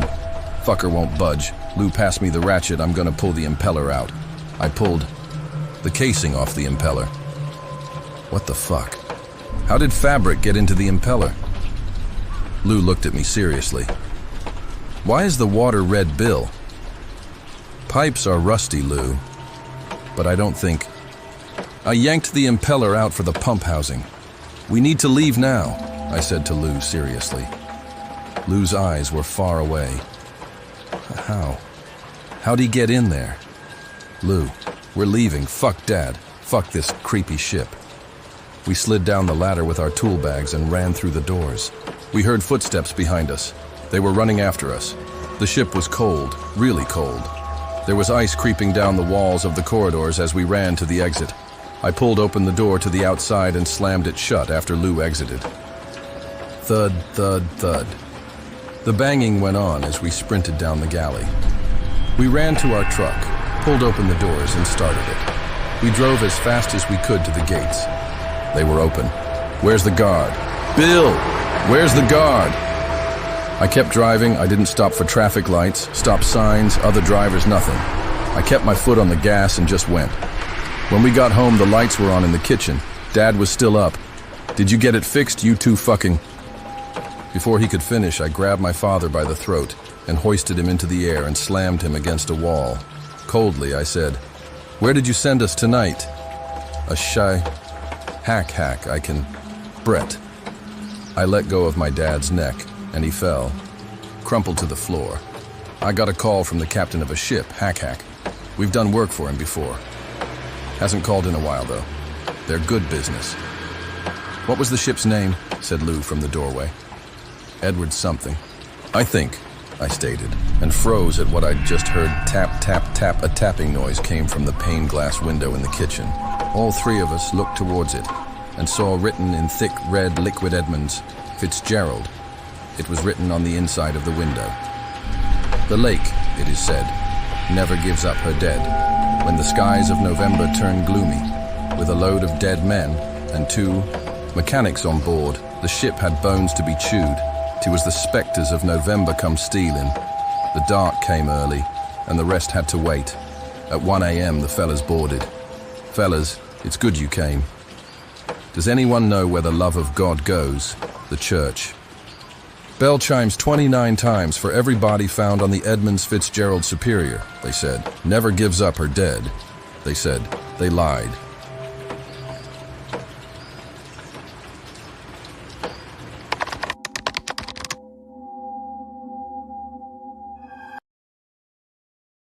It has been 33 long years since the day my mother died from pushing me out of the womb, and I can still feel her pain as if it were my own. I ran away from that pain for so many years, trying desperately to feel anything else. I spent every cent I had ever earned on drugs, cheap booze, and fuel for the road. I have been running for so long, and yet gnawing at me was a voice telling me to slow down. That there was a place for me out there somewhere. That is when I saw my way out. Nestled in the rolling hills of northern West Virginia was a small log cabin for sale. The listing offered beautiful landscapes and a quiet 10-acre lot for the U. Ridiculously low price of $115,000. For that much of a deal, I could not pass it up. I gathered the money I had left in my account from my inheritance, loaded up my '79 Bronco, and headed toward my new home. The gravel crunched under the tires as I pulled into the cabin driveway. My old Bronco rattled over the uneven ground as I glanced up at the place I hoped would be my salvation. A cabin, weathered by time and the harsh northern winters, stood quietly at the edge of a dense forest. When I saw it online, I could not have dreamt a more perfect place for my tired soul. But now that I was here, it seemed less appealing than I had imagined. Moss climbed the stairs. Tree roots tangled around the foundation like veins. I ran my hand over the cracked wood of the porch railing, feeling its roughness beneath my fingertips. No matter how dilapidated the house looked, it was vastly different compared to the savage streets of Detroit. This was it. A chance to escape, to bury my past, to finally breathe. I'd spent years on the road, weeks spent in cheap motels, nights filled with regrets and a numbness I couldn't shake. But this place, this wild patch of land surrounded by towering pines and ancient oaks, felt different, raw and untouched, alive. The air was sharp with pine and earth, the scent of rain lingering on the breeze. I inhaled deeply, chest tightening against the clean air. It was fresh and calm, but seemed to have something attached to it. Something I couldn't quite make out. I unpacked my bags from the Bronco, the last material thing I owned from a past life, a life that I wanted to forget. The quaint little cabin sat just beyond the town of Indigo Falls, a small dot on the map. A sleepy little West Virginia town that boasted only a small cluster of buildings that were barely visible from the highway. There were a few trucks, a general store, and a diner with a flickering neon sign that spelled out Harlan's in tired pink letters. The first 3 days blurred into quiet routines. Time spent unpacking boxes, stacking wood, and exploring. The thick woods that surrounded the cabin became the norm. The forest was both comforting and unsettling. Every crack of a branch underfoot echoed in the silence of the meadows and clearings. Shadows shifted just beyond the edge of the trees, as if you always had someone with you. The wind blowing through. The canopy sounded like whispers flowing along in the breeze. At night, the forest pulsed with life. Owls hooted, insects droned, and something deeper stirred. Something strange. Something I didn't understand, and yet I didn't care to. This place was paradise from what I had come from and endured. A little oddity here and there wasn't going to scare me off. On my 4th day in town, after a vigorous morning of chores, hunger, and curiosity led me to the diner. I drove down the hill and across the covered bridge that connects the rolling hills with the center of town. Crossing over the small speed bump that separated dirt from asphalt, I spotted a sign that read, Indigo Falls, population 48. This place was amazing. The roads had no red lights or even stop signs. The only cautionary measure was a yellow caution light that blinked intermittently at the center of town. I pulled into the diner's parking lot and secured a spot. Harlan's Diner was a squat brick building with chipped paint and windows fogged by steam. The place was packed. It looked like every person in town was having breakfast at the same time. The bell above the door jingled as I stepped inside. The smell hit me instantly. Bacon grease, strong coffee, and something metallic. Faint, but unmistakable. The griddle, sizzling with eggs and bacon covering every inch. The diner was full, aside from an open seat here and there. Old men and women occupied the creaking metal bar stools that lined the counter. They sat nursing their black coffee and folded newspapers, occasionally chatting with one another. Their conversations were low, punctuated by laughter that didn't quite reach their eyes. As the door closed behind me, ringing the bell once more, all heads turned, not in hostility, but in awareness. They didn't know me, and they wanted me to feel that. The silence was deafening as my feet froze to the sticky linoleum floor. I could feel every set of eyes on me like red-hot fire pokers jabbing at my soul. Behind the counter was a woman. Her red hair was pulled back in a loose knot, strands falling over her face. She looked up and smiled, the kind of smile that someone gives as forced pleasantry. "Don't just stand there. Come on in," she said in a sweet, inviting tone. I stumbled awkwardly as I turned in her direction and shuffled over to an open stool. "New in town?" she asked, her voice warm but tired. "Yeah," I said, sliding onto the stool. "Moved into the cabin outside town a few days ago." She nodded. "I'm Clarice, but everybody here calls me Clara, hence the name tag." She pointed to her shirt at a patch that had Clara stitched in black thread. "My name's Elias Smith." She wiped her hands on a rag and poured me a black coffee. "Well, Elias Smith," she said in a playful, teasing way. "You'll find it's quiet here. Too quiet, some say." I let out a small laugh. "Why do you say that?" I asked as I took a sip of my coffee. "Well, some folks don't like to be bothered, especially around here."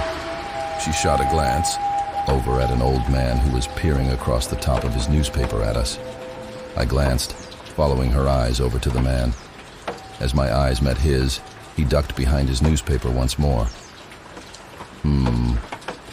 Well, I guess I can't say I blame them," I responded, turning my head back around to meet Clara's eyes.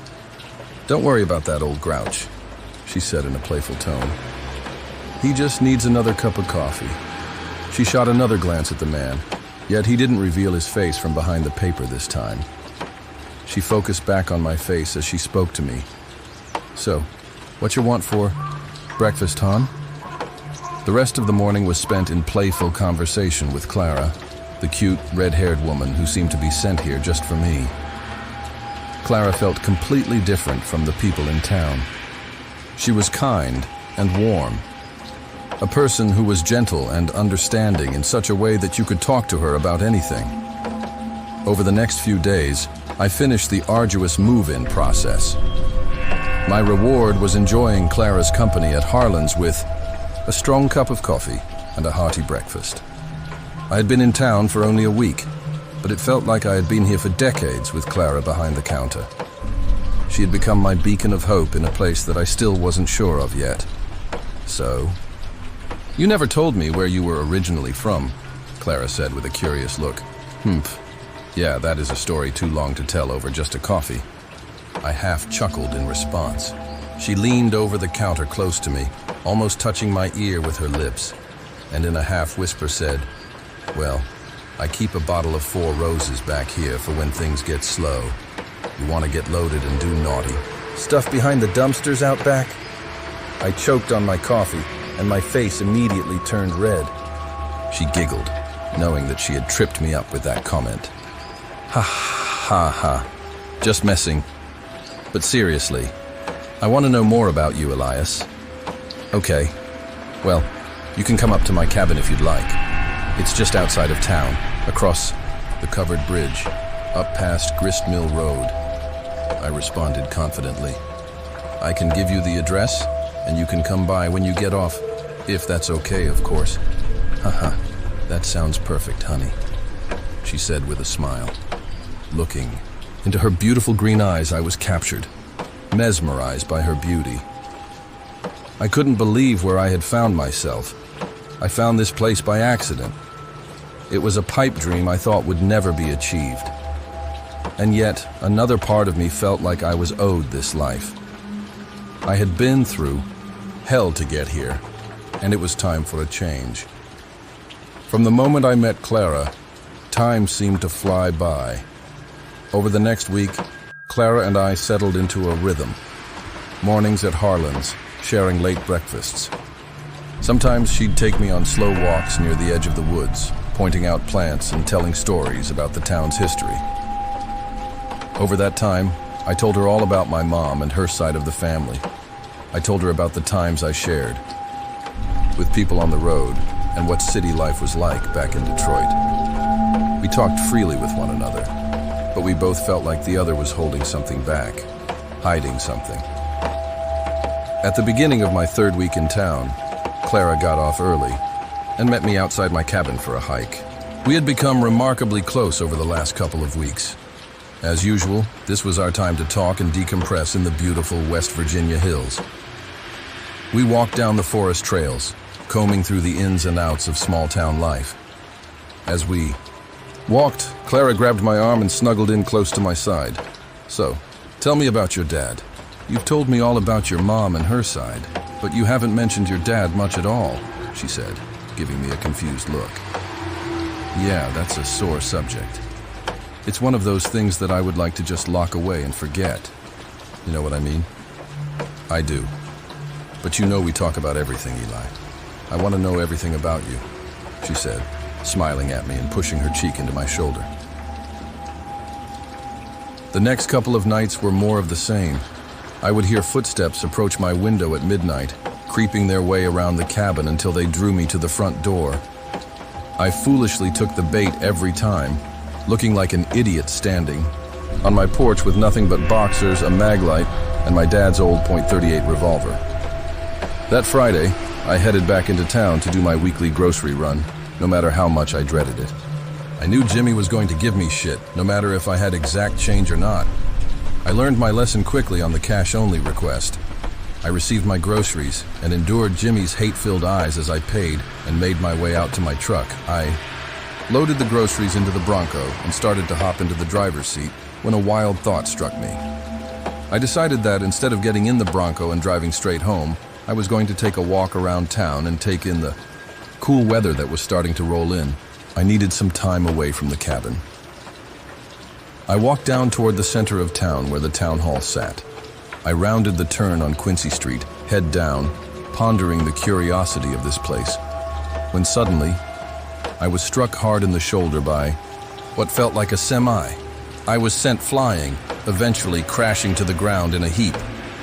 As I lay on the ground trying to get my bearings, I heard a deep, raspy voice ask, "Whoa there, boy. You okay?" Still dazed, I couldn't respond to the question yet. "Sorry about that, son. Don't see as well as I used to. Sometimes I just run right into shit and not even know it." Heh. I finally gathered my wits about me and looked up at the man. He was tall and lean, his face weathered like bark, eyes sharp but cloudy, like they had seen things no human should ever see. He wore an old pair of overalls with a red shirt underneath and a straw hat that looked like it had seen better days. "Yeah, I'm okay. I should have been looking when I came around that corner," I replied. No worries, son.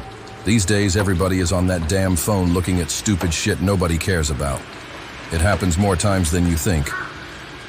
I laughed as the old man helped me up. His lips and skin looked parched and worn, like an old leather satchel. And he had one brown tooth that stuck out when he spoke. "The name's Tom Sheffield." He boomed. "And you are?" He stuck out his hand for a handshake. "Elias Smith," I responded, grabbing the man's calloused hand. With a firm grip, he shook my hand and shot me a half smile. "Where you headed, son?" he asked. "Well, I was just walking around a bit, but I guess I'm gonna head on back to my truck," I responded. "Well, good. I'll walk with you. It ain't every day I get to talk to someone new, you know." That's okay. I don't want to interrupt your day," I said in return. "Nonsense. I need to stretch out the old legs anyway, heh. Tom walked with me back to my truck even as I protested. I was already on the bad side of most people in town for reasons I didn't understand. I didn't need to owe anybody any favors or piss anybody off. As we walked, he kept a happy and carefree demeanor. We talked the entire way back. You moved to town?" he asked, his smile slightly fading from his face. "I've been here about a month or so. I like the place, but some of these people are just strange," I replied. He gave a slight nod and looked forward as if he knew exactly what I was talking about. As we approached my truck, he pulled out a pack of cigarettes and stuck one between his weathered lips and spoke. "Well, son, this town has some strange history. Hell, I live here and still don't understand it." He took a drag on his cigarette. "Lived close to here as a boy till I got sent to Vietnam. I wasn't much the same after I came back from that. I had some issues at home when I got back and had to move here. I never felt like this place was home for me. I've only lived here for 10 years myself." He took another drag, squinting his eyes as the smoke encircled the brim of his hat. "This town's got its layers. he said, voice rough. People like to keep the surface smooth, but underneath, things aren't so simple. What kind of things? I asked. He flicked ash onto the ground. Things that people don't like to talk about. He answered. Now you get your gear and head on home before it gets dark. These roads get dangerous at night. He took one more long drag off his cigarette and flicked it to the ground, stamping it out with his boot. You take care now, you hear? Nice meeting you, Elias. I'll be seeing you. The man walked back the way he came, leaving me with more questions than answers. Confused, I climbed into the Bronco and made my way back home.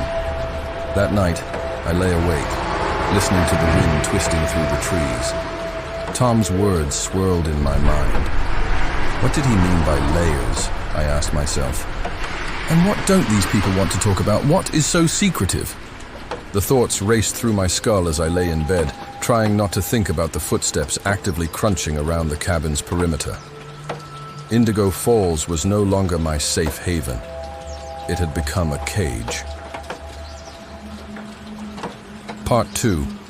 Shadows lengthened, the weeks grew colder, the air sharper with approaching fall. Leaves began turning gold and red, a slow burn that mirrored the unease growing inside me. The townsfolk stared at me more often than ever. Their eyes were sharp like knives waiting to deliver the killing blow. With the colder weather, colder looks seemed to be descending as well. At the diner, the usual chatter hushed when I entered. Voices fell silent like a switch had been flipped. The room felt heavier, oppressive. I walked in and sat at my normal bar stool in the corner. Clara was off today. In her place was Roy, an older man who knew just about everything about everyone. His grizzled appearance didn't mask the fact that he was fairly spry for his age and could flip omelets like you wouldn't believe. I never really liked Roy very much, but as time went by, I took any pleasantries I could find, even if they weren't meant as such. Roy was wiping out a coffee mug with an old rag, ignoring my presence. I pulled my stool closer to the counter and tried to strike up a conversation with him. Do you ever, I don't know, talk with folks here? I asked, trying to sound casual. His eyes bored holes into me, hard and cold. We talk, just not with folks like yourself. I nodded as if I knew what he was talking about. Why is that? I responded. He suddenly stopped cleaning the mug, his eyes clouded over with mystery. You need to watch what comes out of your mouth around here, boy, he said in a direct tone. We have been here a long time now, and we will always be here. People like you try to come in here and poison what we have. We can't have people coming in and ruining our little town. You understand what I'm telling you, boy? His demeanor completely changed. He was now leaning toward me, one elbow resting against the bar top. I started to feel threatened by his presence, but he had not yet done anything egregious. The silence lasted too long for his liking as he leaned closer toward me. Let me spell it out for you. Leave this place and never come back, or you'll never leave at all, he said, staring daggers into my soul. With that, I had heard and seen enough. I slipped off the bar stool, scrambling to grab my jacket. He leaned back off the bar top and grabbed another mug to clean. As I walked toward the door, I stopped and turned to face him. This is my home now, too. I won't leave. Because of some dumbass tradition or whatever it is, I said confidently, and with more intensity than I intended. He looked up at me and smiled. Well then, you're dumber than you look, boy, he said plainly, and continued washing the mugs. I made my way outside and over to my truck. As I headed back up the hill, I couldn't get Roy's words out of my mind. Leave and don't come back. Such horse shit, I mumbled as I headed towards the cabin. Now, more than ever, I needed to see her. I needed to see Clara. Clara was more distant now. When I asked her about Roy and what he meant by leaving, she brushed me off. It's just tradition, she said quickly. Nothing to worry about, I promise. People just get worked up because they've spent their entire lives here, and the festival is all they have left. I accepted her response because it came from her, but I did notice some odd behavior from her that I had not seen before. Her hands shook and her eyes darted nervously when she thought I wasn't looking. I was so confused as to why this was all happening, and now Clara was starting to act strangely as well. I had to do something before I went insane.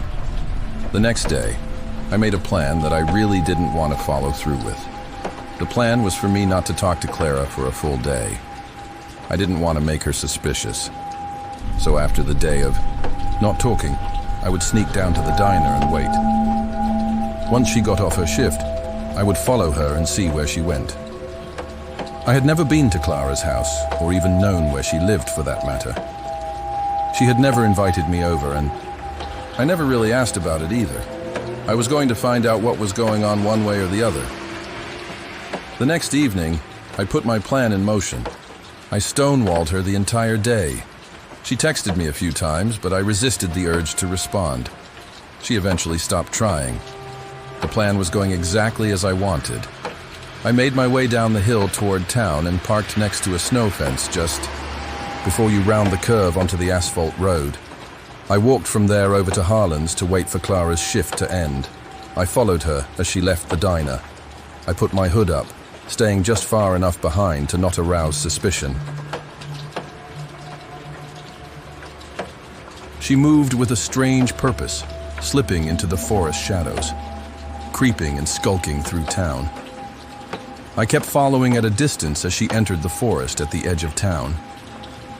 The deeper into the woods I followed, the thicker the silence grew. The trees loomed like silent sentinels, their branches clawing at the dark sky. She rounded a turn in the path, and I lost her for a moment. I picked up my speed just enough to catch up before she got too far. I rounded the curve, and there she was. She stood in a clearing surrounded by gnarled trees, a ring of scorched stones surrounding it. In the center of the circle, a blackened fire pit still smoldered. Around it, ashes and what looked like bits of old bone lay scattered. Once I recognized what I was seeing, I crouched quickly, clambering behind a tree. I couldn't see Clara anymore. The air was getting colder and darker. My heart was hammering in my chest, breath catching. What was I looking at? As the question entered my mind, the coppery scent of blood hung thick in the breeze. Low, rhythmic chanting emanated from the trees around the circle. The chants started to rise like the ocean tide, growing louder and deeper with each line. A cold shiver crawled down my spine. I peeked from behind the tree and saw them. A group of townsfolk standing in the circle, eyes glazed, faces expressionless. They were all wearing black robes. All except for one. Clara was there, her head bowed in prayer. She was wearing a white dress that extended down past her feet. She had stripped her work uniform off and had donned this beautiful silk gown that fluttered in the chilled wind. I scanned the group and saw Tom, standing stiff and silent. The firelight flickered on faces, old and young, men and women alike. Jean, Jimmy, everyone in town was here. They chanted in a language I didn't understand, as a group of hooded figures made their way towards the center. Suddenly the chanting stopped. Silence swallowed the clearing. In my horror, I had leaned too far out from behind my only cover and had been exposed. Tom saw me. His eyes turned sharply, locking onto mine. He shook his head side to side subtly, never breaking eye contact. I knew exactly what he meant. Don't interfere. Don't be seen. I crouched behind the tree slowly and watched as the ceremony continued. Clara raised her arms toward the sky and screamed. The sound pierced the trembling night. It was oppressively loud. I covered my ears, fearing my eardrums would burst from the intense yell. The others joined in with her in unison. The fire swelled with intensity as the pitch heightened. The crescendo from the eerie band was met with a massive ball of flame that rolled from the pit and into the night sky. "What the fuck?" I said under my breath. I stumbled backward, heart in my throat. I had to get out of here. I turned and ran away from the screams and into the night. It had gotten so dark, and the trees covered so much canopy that I could not see my hand in front of my face. I ran, hitting tree after tree and limb after limb. I could no longer hear the screams as I emerged from the forest and back onto the Bisa road. My heart was pounding in my chest. Sweat was pouring down my forehead and collecting on my shirt as it dripped. Fuck. What was that shit? I asked myself, panting uncontrollably. I gathered myself and made my way back toward Harlan's and hopefully back to my truck. As I passed by the diner, all the lights were off. There didn't seem to be anybody inside or in the parking lot. I slowly crept my way past the diner, sticking to the shadows of the other buildings. I made my way past the grocery store and then the general store, both dark and lifeless. I'm home free if I can just get around this corner, I muttered, trying to give myself the courage to make it back. I made it to the next turn and hid in the shadow of the print shop. Around the corner would be the covered bridge and the snow fence where I left the Bronco.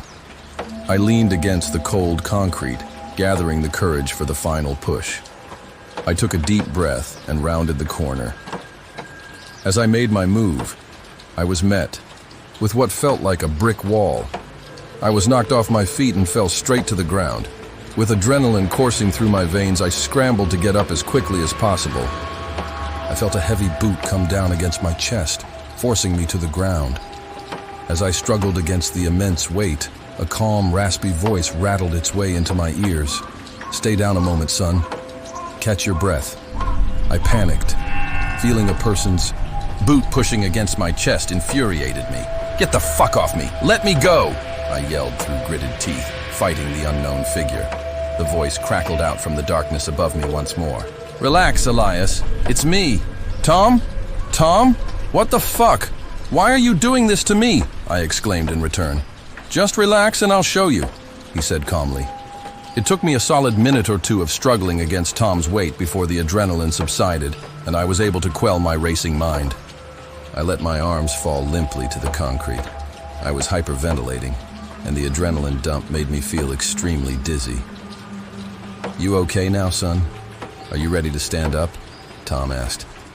I couldn't mutter any words through my intense breathing, but I was able to nod twice, giving him the answer he needed. He took his boot off my chest and grabbed my wrist. With what seemed like hardly any effort, he pulled me to my feet.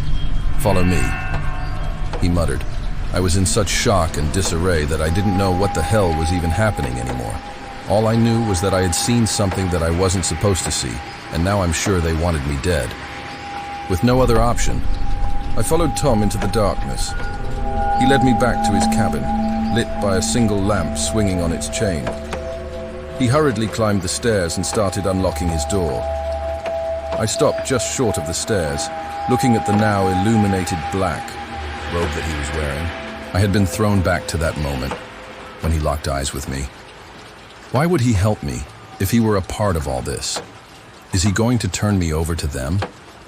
These were the thoughts running through my head as he opened the door and turned to look at me. "What are you doing? Don't just stand there. Get your ass inside. Now." I hesitated for a moment and then proceeded to follow him inside his cabin. Once inside, Tom started to disrobe. He was pulling at the waist strap as he pointed at a chair by the fireplace. "Sit down over there. We've got a lot to discuss," he said sternly. As he disappeared into the darker side of the cabin, I walked over to the fireplace and sat down. A few moments later, Tom returned without the black robe.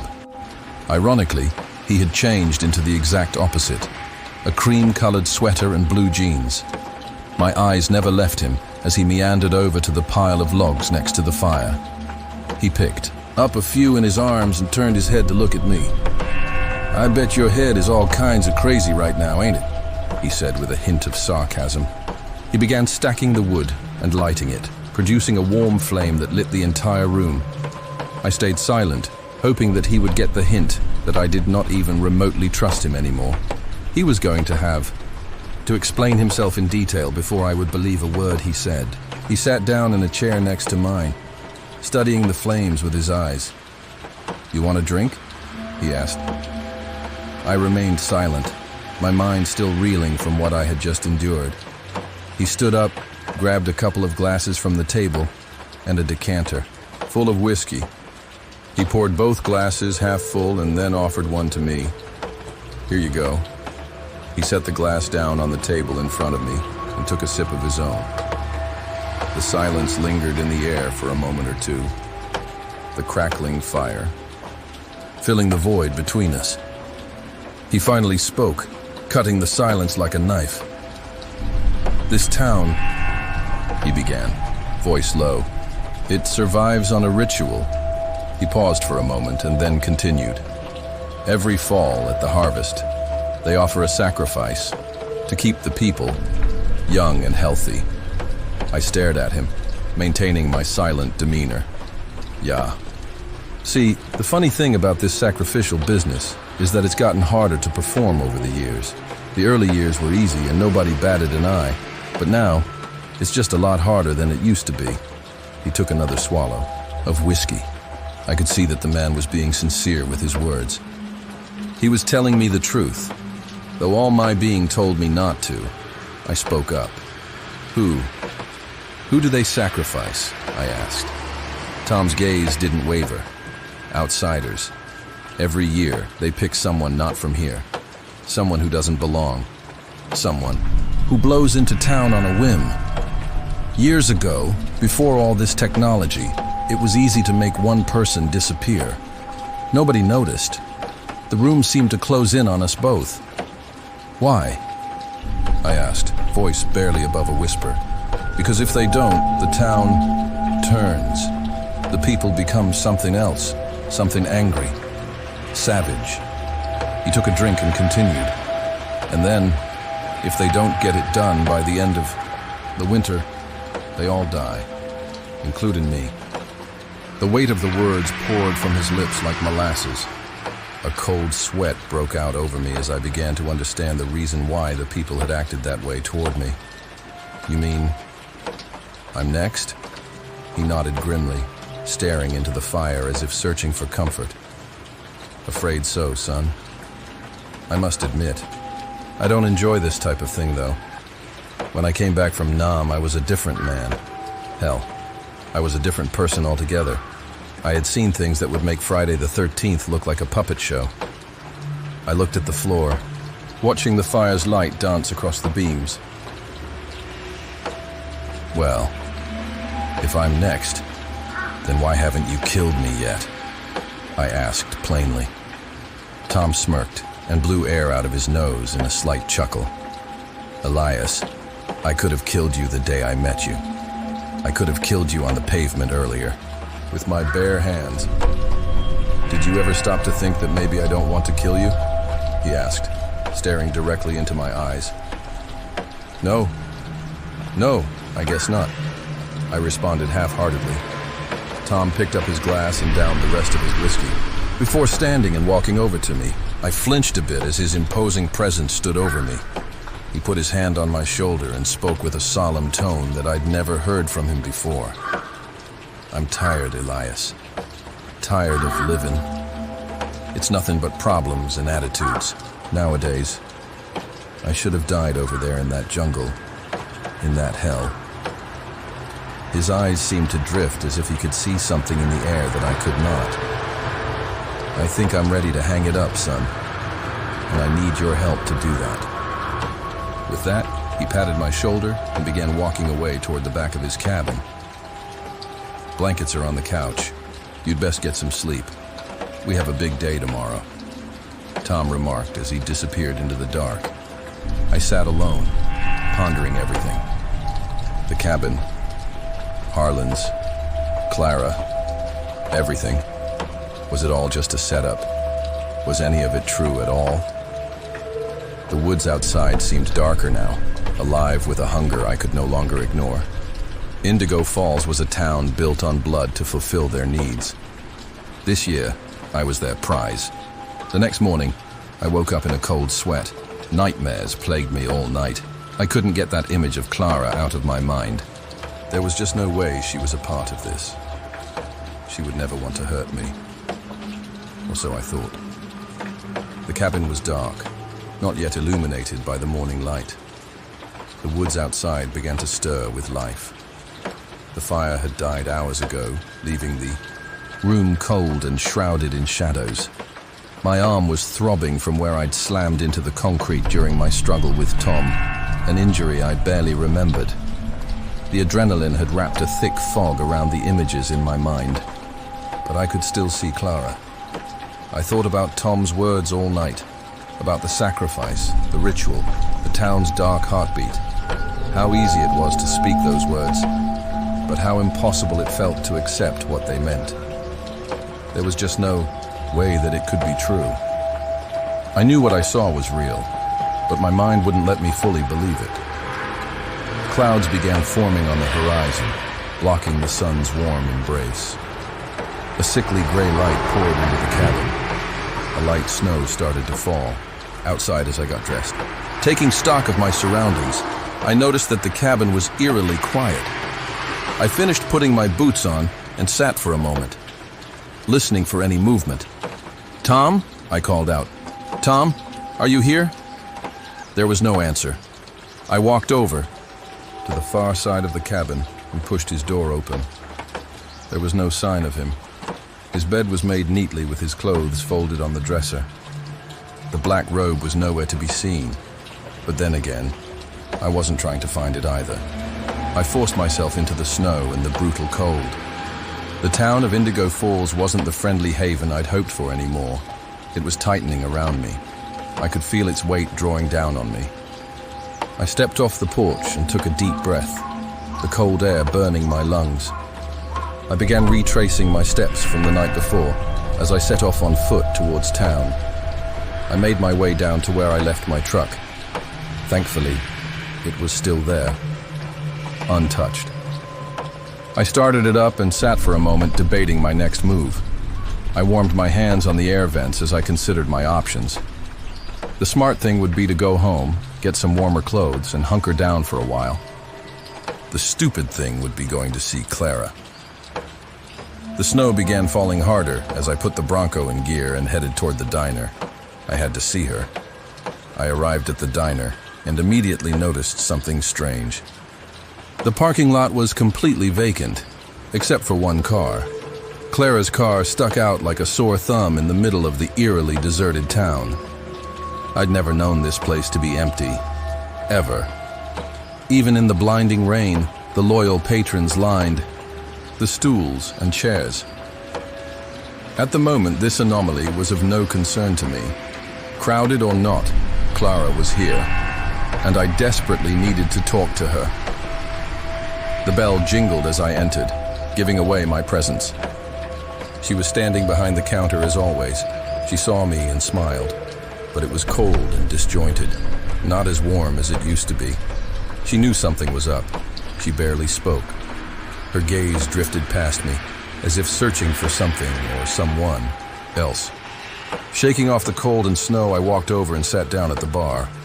"I have to know," I said quietly after she poured my coffee. "Why me? Why do they want me?" She set the mug down with trembling hands. She knew that the veil had been lifted. The ruse that she had perpetrated was broken. "You're not from here. That's enough." Her eyes seemed to cloud over as if she could cry at any moment. "But why, Clara?" "Fucking tell me," I urged, slamming my fist against the bar top. "Tom told me everything. I know all of it. The ritual, the sacrifice, the fucking young and healthy thing." I could see my words cut into her like a knife. Every word felt like a lash from a whip. Seeing my words dig into her hurt me more than I thought it would. I just need to hear it from you. Please, Clara. Without saying a word, she bowed her head and began crying softly. "Fuck you, Elias. Why did you have to come here?"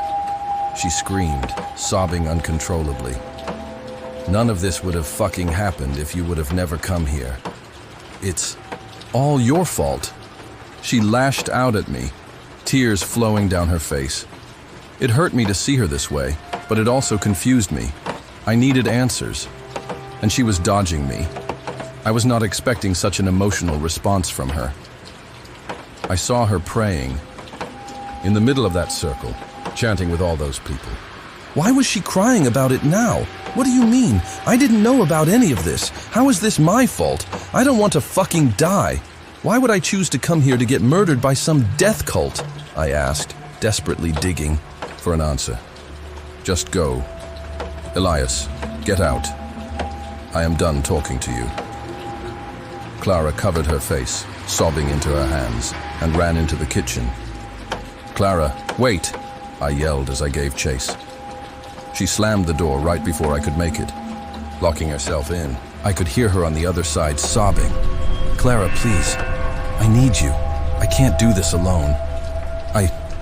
I'm scared. I slammed my fist into the door as tears fell from my eyes and onto the brown linoleum floor. Clara didn't say another word. All I could hear were her cries through the thick metal door. Discouraged, broken, and still looking for answers, I went out searching. I needed to find answers, anywhere I could. As I left Harlan's, I felt the fear start to grip me. I had gotten the confirmation from Clara, even if she didn't say it exactly. I needed more help if I was going to make it out of this place alive. I approached the townsfolk, anyone who would talk. Each person that I tried to interact with felt more distant. The walls became thicker than the trees. I saw Mrs. Hargrove as I walked through town. She was an older woman who ran the flower shop. She had always been so sweet and welcoming. Maybe she knows something, I muttered to myself. A tremor ran through the shop as I entered. Every bloom seemed to wilt under a sudden chill, as if death had entered alongside me. Her gaze, sharp as shattered glass, locked onto mine as I crossed the threshold. Her hands, gnarled and bone-white, twitched and shook. A raspy whisper slithered from her lips. Oh, Elias, you can't outrun it. You never will. This town will consume you. We will not be denied our gift. The chilling warning hung in the air like a cloud of smoke. Before I could respond, she turned and shuffled to the back of the store, closing the door behind her. It seemed I only had one friend in this town, if I could even call him that. Tom became my only anchor. Over the next several days, he showed me the hidden paths, the old symbols carved into tree trunks, sigils of protection, and others warning of what came if the sacrifice failed. He spoke of nights when the townsfolk's faces twisted into something unrecognizable, their eyes burning with hunger and hate. The closer we get to the end of winter without a sacrifice, he said, voice low and urgent, the darker they become. Not just angry, savage, hungry. He bowed his head, closing his eyes. And son, it's gonna start affecting me soon, he said, his words filled with fragility. I've tried to do this type of thing once before, around the time I got back from the war, and it almost killed me. His eyes clouded over as he looked at me with serious intent. You're gonna have to do exactly as I say, or you'll never make it out of here, understand? He asked, looking to me for confirmation. I understand, I said, not believing I really did. The days went by in frightening silence. People had stopped going to the diner long ago. The stores were empty. The playground was devoid of children's laughter. This place had turned into an apocalyptic nightmare. My old rickety cabin became my refuge once more. One night, a bone-chilling howl shattered the stillness. It wasn't a wolf, nor any animal I knew. The sound was primal, something deep and awful. It echoed through the trees, seeping into the bark of the oaks and pines. I peered out my window, heart hammering in my chest. Figures moved between the trees, shadowed shapes, their limbs jerky, unnatural. Their faces were pale. Their eyes were wild and black, filled with something that wasn't of this earth. They circled my cabin all night, screaming and yelling, into the night. The townsfolk had begun to descend upon me. I opened my bedside drawer and grabbed my revolver, holding it tightly to my chest as I lay in bed. I sat, waiting for them to bust down the door at any second. Morning finally came, and I did not sleep at all. The sounds of the townsfolk pacing around the cabin continued well into the daylight hours. When it finally subsided, I could finally feel how much my body was shaking. I trembled in fear and cold. I never lit my fire in fear that the townsfolk might take that as an invitation to come in. The constant stress had produced a pool of sweat that soaked my bed, freezing from the unrelenting cold. I had seldom ever thought about what hell might be like. I always imagined fire and brimstone, but now I knew that hell was cold, full of snow and ancient trees. The days blurred together. Sleep became a stranger. Every creak in the cabin or rustle outside felt like a threat. The days that I could make it out of the cabin were used to my advantage. I stored my revolver in the Bronco's glove box in case I ran into a situation that I couldn't run away from. Too afraid to try an escape attempt, I drove into town to grab food and supplies from the abandoned stores. If I were going to be stuck here until spring, I might as well be prepared. I stole what I needed. There was nobody to stop me. They were all out plotting to kill me. All I could think about was Clara. She was changing too. She had become someone else, unrecognizable from that first breakfast at Harlan's. She was no longer going into work. My calls to her went unanswered. I was beginning to give up on ever seeing her again. Until that night, I was walking home through the woods, making my way back from a short supply run. I used the darkness to my advantage, keeping to the shadows and covering any tracks that could lead them to me. A light snowfall added to my cover as I crossed Grist Mill Road. I was almost back to the safety and warmth of the cabin. As I stepped onto the path leading up the hill, I heard footsteps behind me, followed by a voice. Elias. The voice was soft, familiar. I knew it all too well. I turned around, clicking my flashlight on. Clara stood there, face pale, lips pressed tight. "I'm sorry," she whispered. Time slowed to a crawl.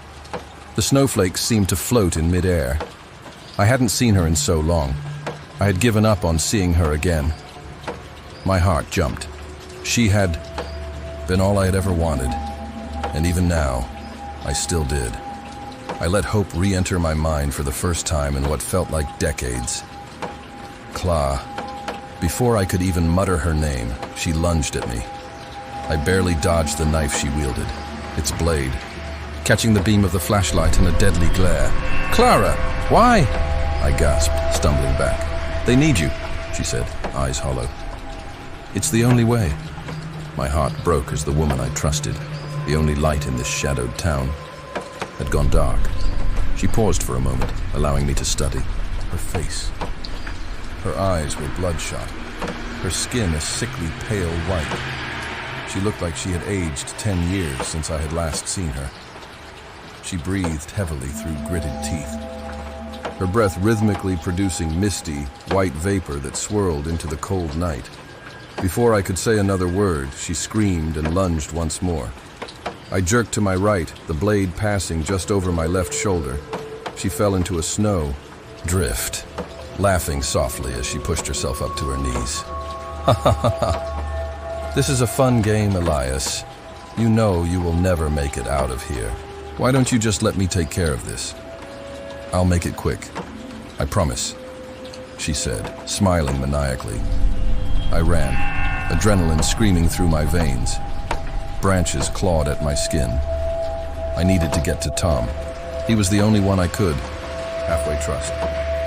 I came to a clearing that split into two directions. Feeling her presence growing close, I ran toward a black mass that looked like a grove of trees. As I reached the tree line, my foot caught a root, sending me tumbling to the ground at the base of a tree. A loud snap was followed by a sharp pain that shot through my wrist and up to my elbow. "Ah!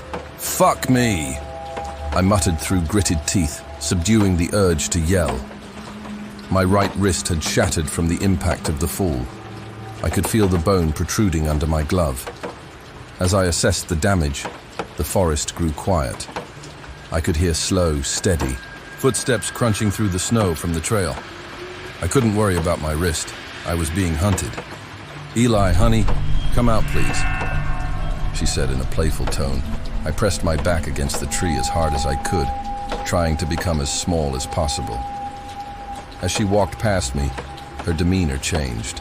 She started pouting like a child who didn't get their way, or had a toy taken from them. "You're hurting me, Eli.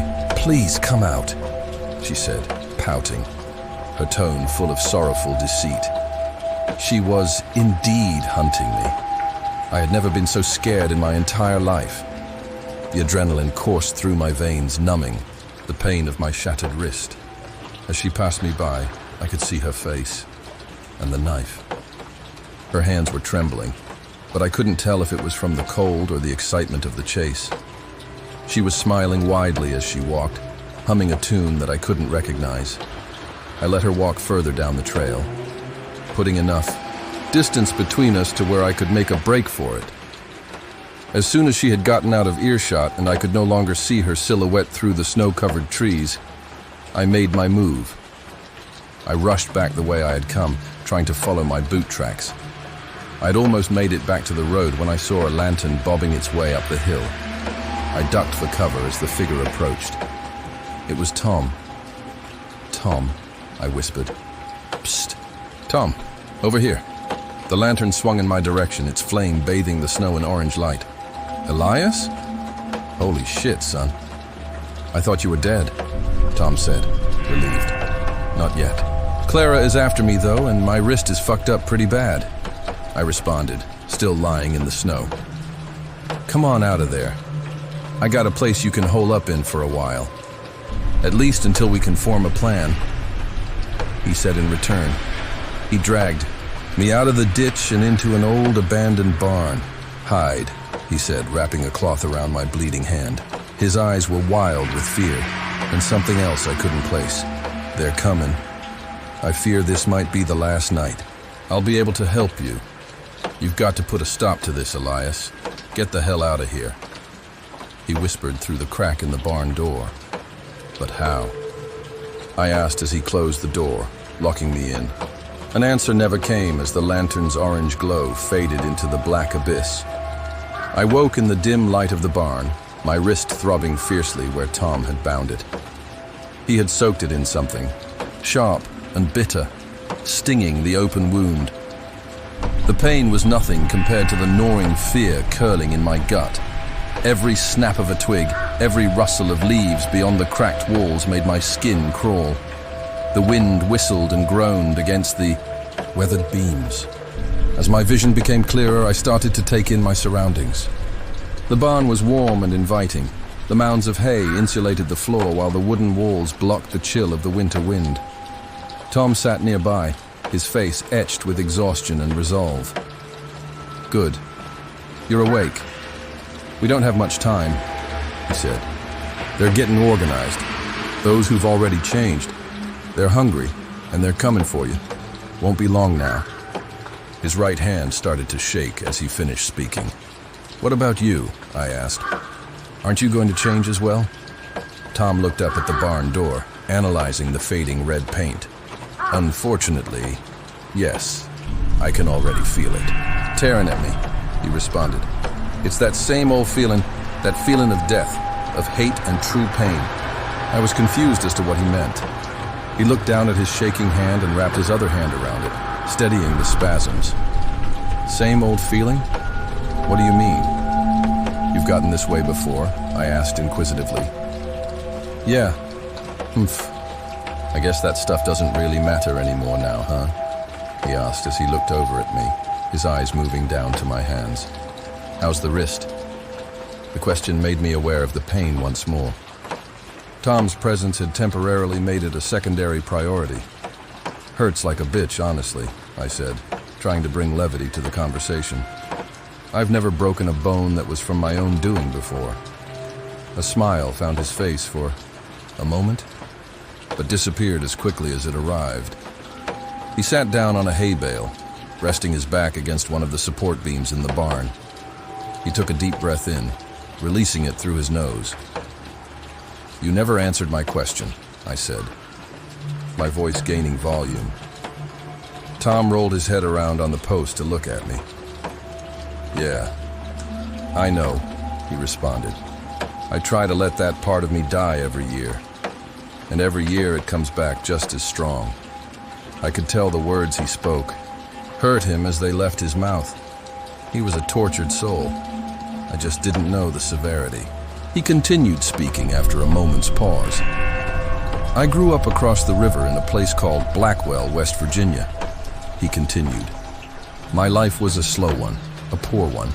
My parents were barely making ends meet, but at least we always had a hot supper in the evenings. My daddy worked at the steel mill across the railroad tracks, down by Hartsfield Church. And my mama, well, my mama was a saint of a woman sent from the Lord above. He smiled, closing his eyes. His face shifted as if he were revisiting a moment in time. She worked part-time delivering people's mail from when they were out of town. She's the most amazing woman I'd ever met. I had a brother and sister, John and Sarah. His face lit up when he mentioned their names. I was 11 when Sarah was born. Not long after that, John came along.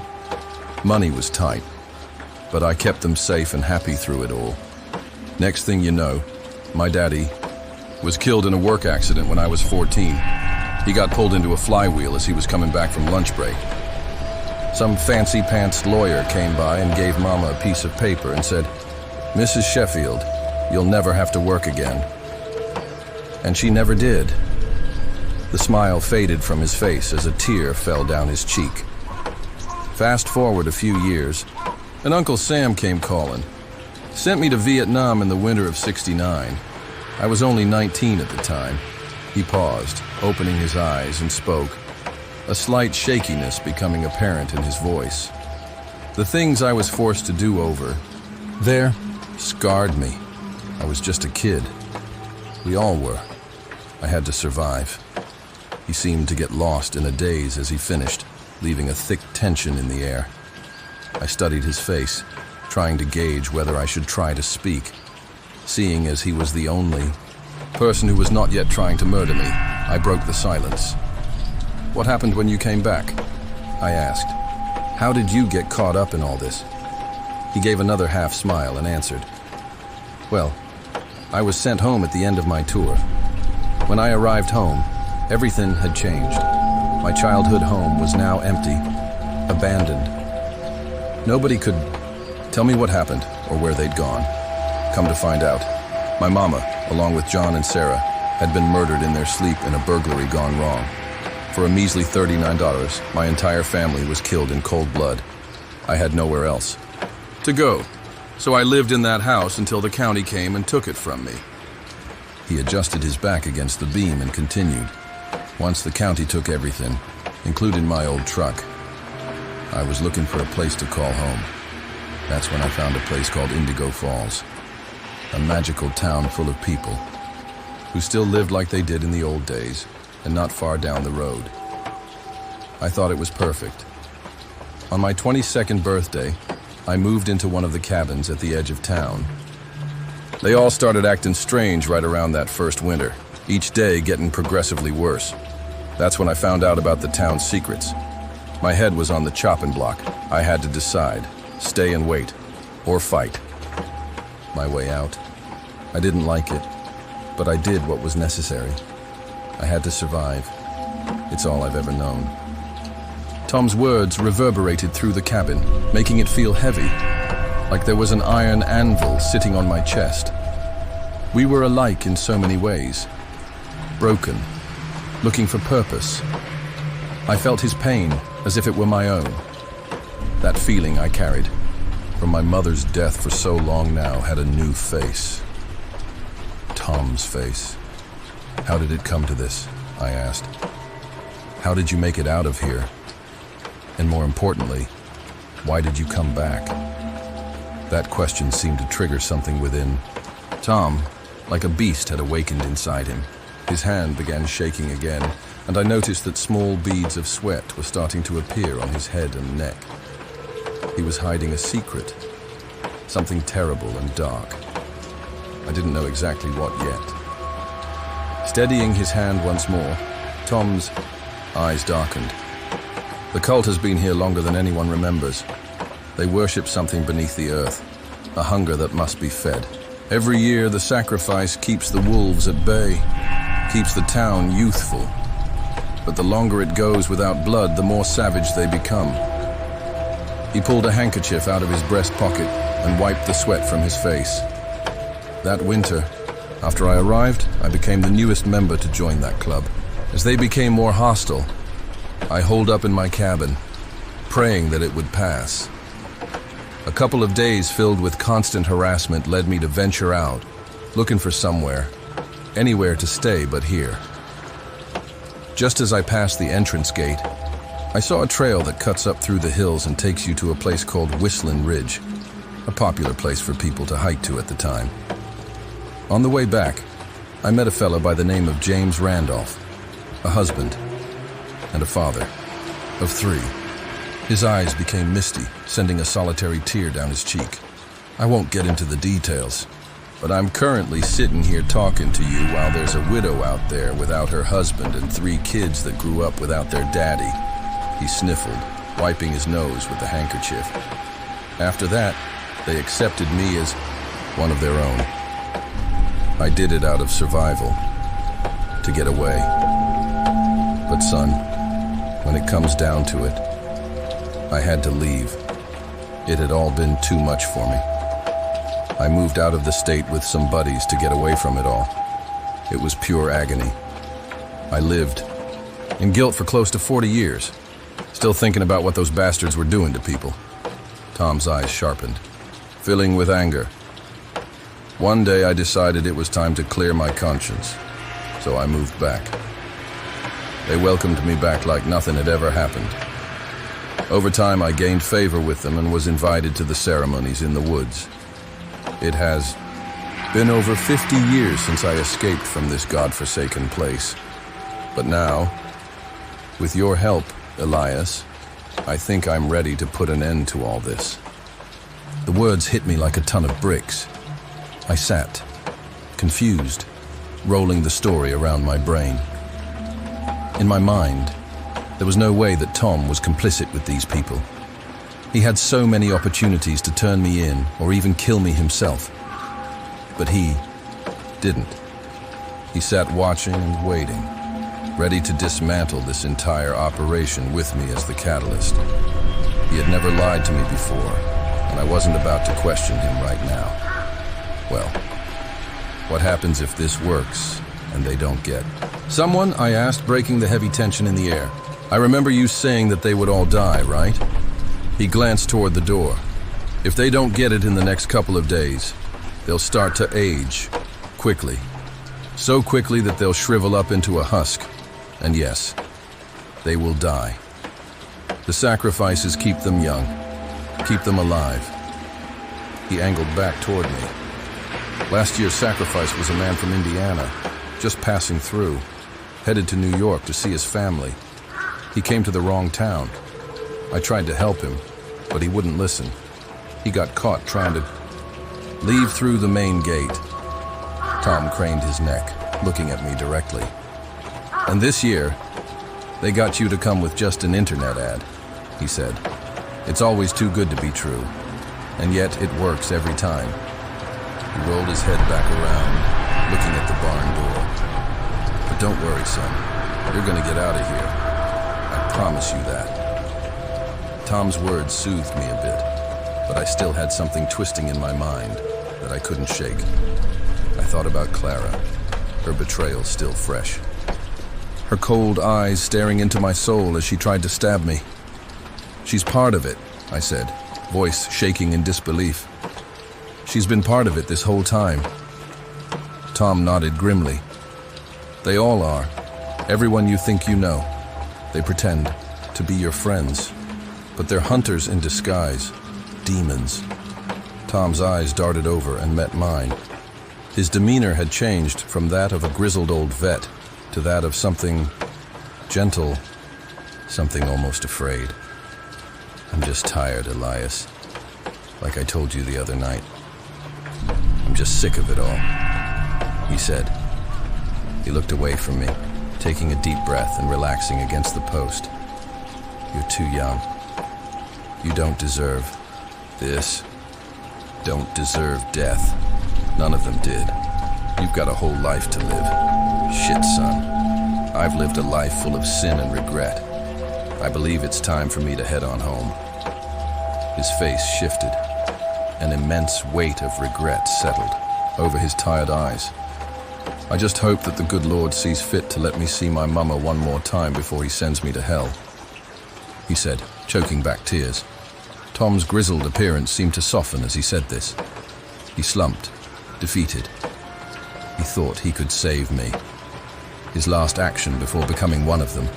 He didn't owe me anything, and he didn't have to help me, but he was. He was making up for a life full of regrets, something that I didn't have enough courage to do for myself. The time we had left together was quickly running out.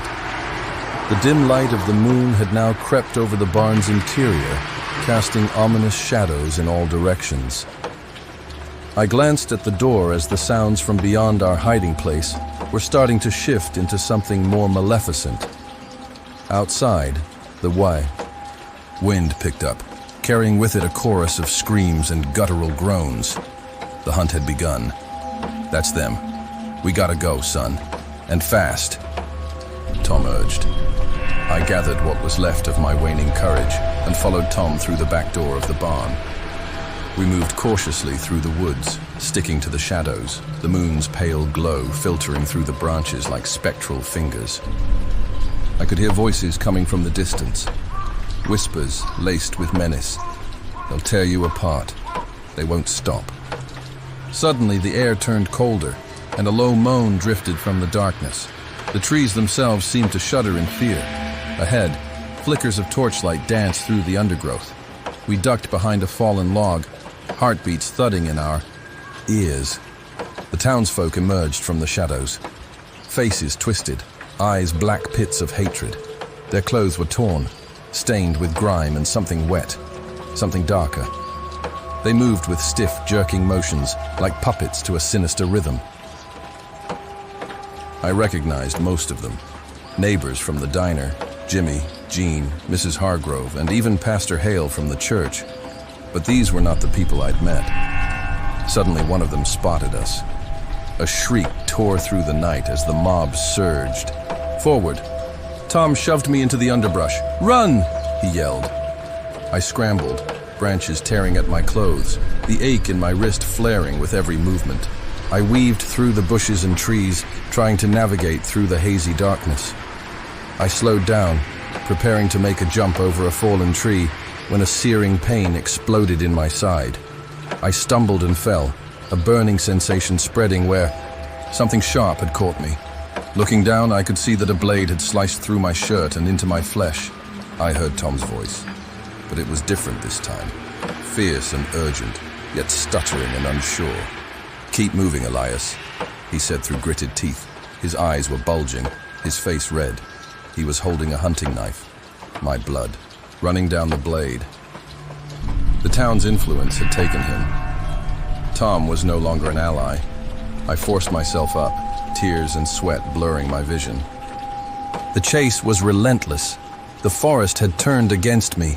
Roots snared my feet. Thorny bushes ripped at my skin. The angry screams continued to close in. In a desperate moment of survival, I ducked into an abandoned cabin, slamming the door behind me. The walls were lined with old symbols, charcoal crosses, strange circles, and scratches that looked like warnings. I barricaded the door with an old table. Breathing hard, I slid down to the floor. Footsteps crunched in the snow outside, heavy and rhythmic. A voice hissed from the cracks right next to my ear. Come out, Elias. We're not going to hurt you. We just want to talk. My hands shook. I knew there was no mercy here. Hours passed in agonizing silence, broken only by the distant howls of the hunting pack. Night fell, blanketing the cabin's interior in darkness.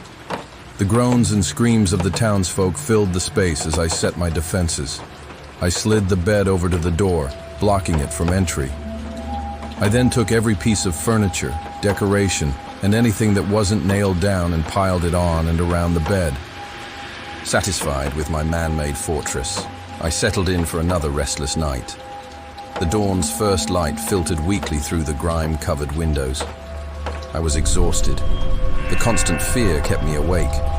My throbbing wrist remained a reminder that I was still alive.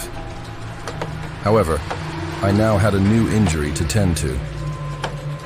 I took a piece of the old, tattered bedsheet and wrapped it around my torso, covering the open, bleeding wound from Tom's knife.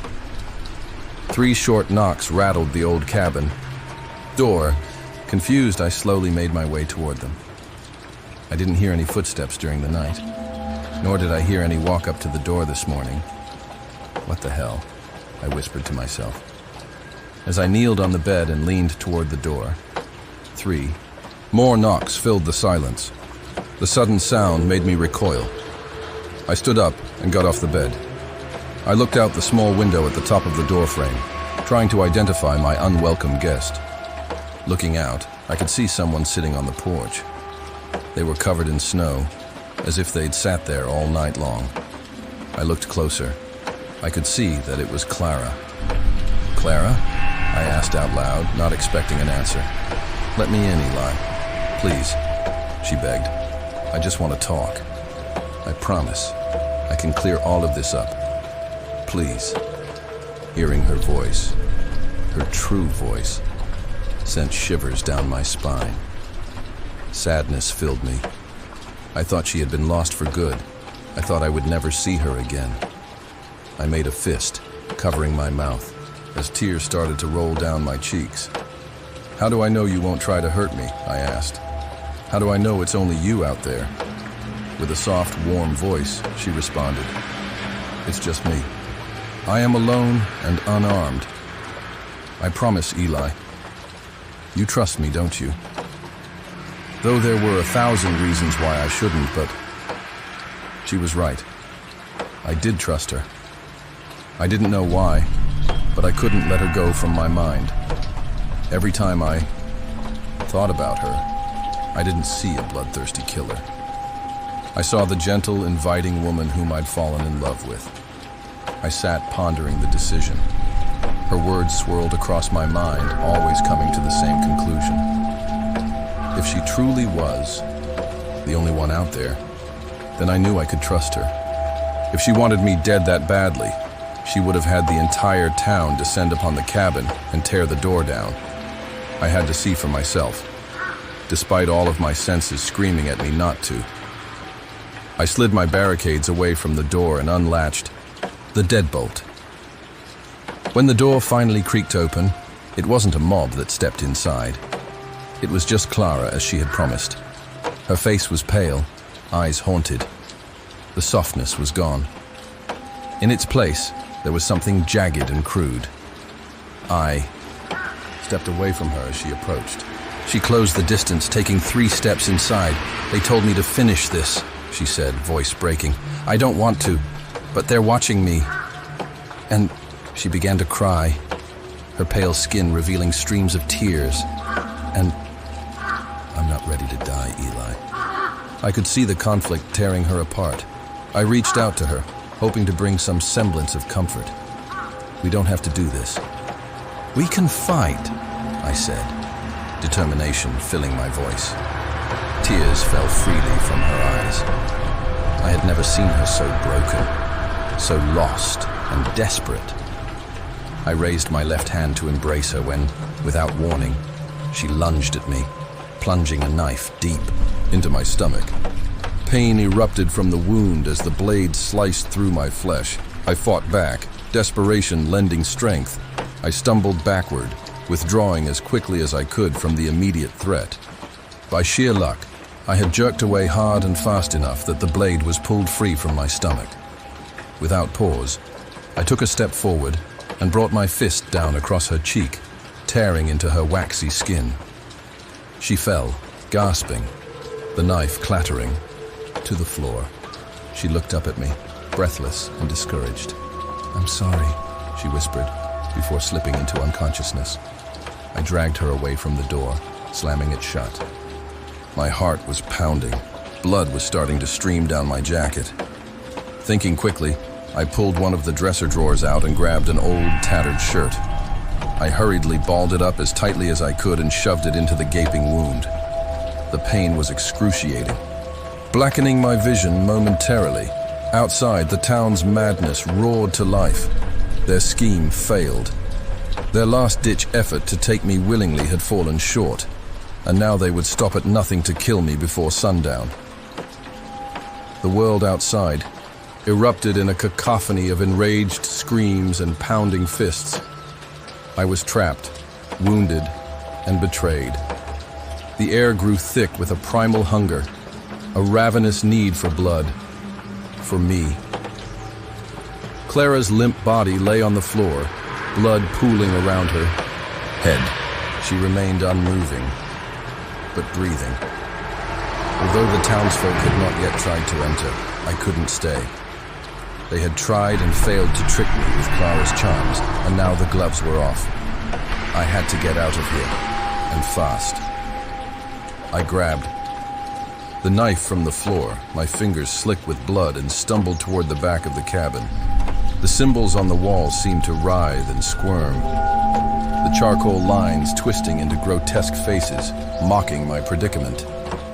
I smashed the window in the rear of the cabin and grabbed the windowsill. As I pushed one leg out, a figure lunged into view, sending me stumbling back into my wooden prison. It was Pastor Hale. His eyes burned with an unholy light. He jerked and shrieked as he vaulted the opening through the busted window. I slashed wildly, trying to keep distance between us. He charged me with no regard for his own life, desperately. Grabbing my clothes, I twisted my body, swiping the blade across his throat. Yet he didn't flinch. Blood gushed from his neck as he pulled at me, trying to tear me apart. I pulled away, using the slippery blood covering his hands as an escape tool. I tore away from his grasp and reloaded, ready to deliver another blow. He let out a gurgling yell as he rushed toward me once more. I stuck the knife out toward the oncoming attack. I had caught him just under the sternum, his body devouring the blade fully to the hilt until my hand was touching his chest. I twisted the blade, fear and desperation holding strong. He gurgled and thrashed as he pulled away from me. His body fell to the floor, blood pooling around him. I tried to catch my breath as I looked over his corpse. The sound of the shrieking townsfolk ripped me from my trance.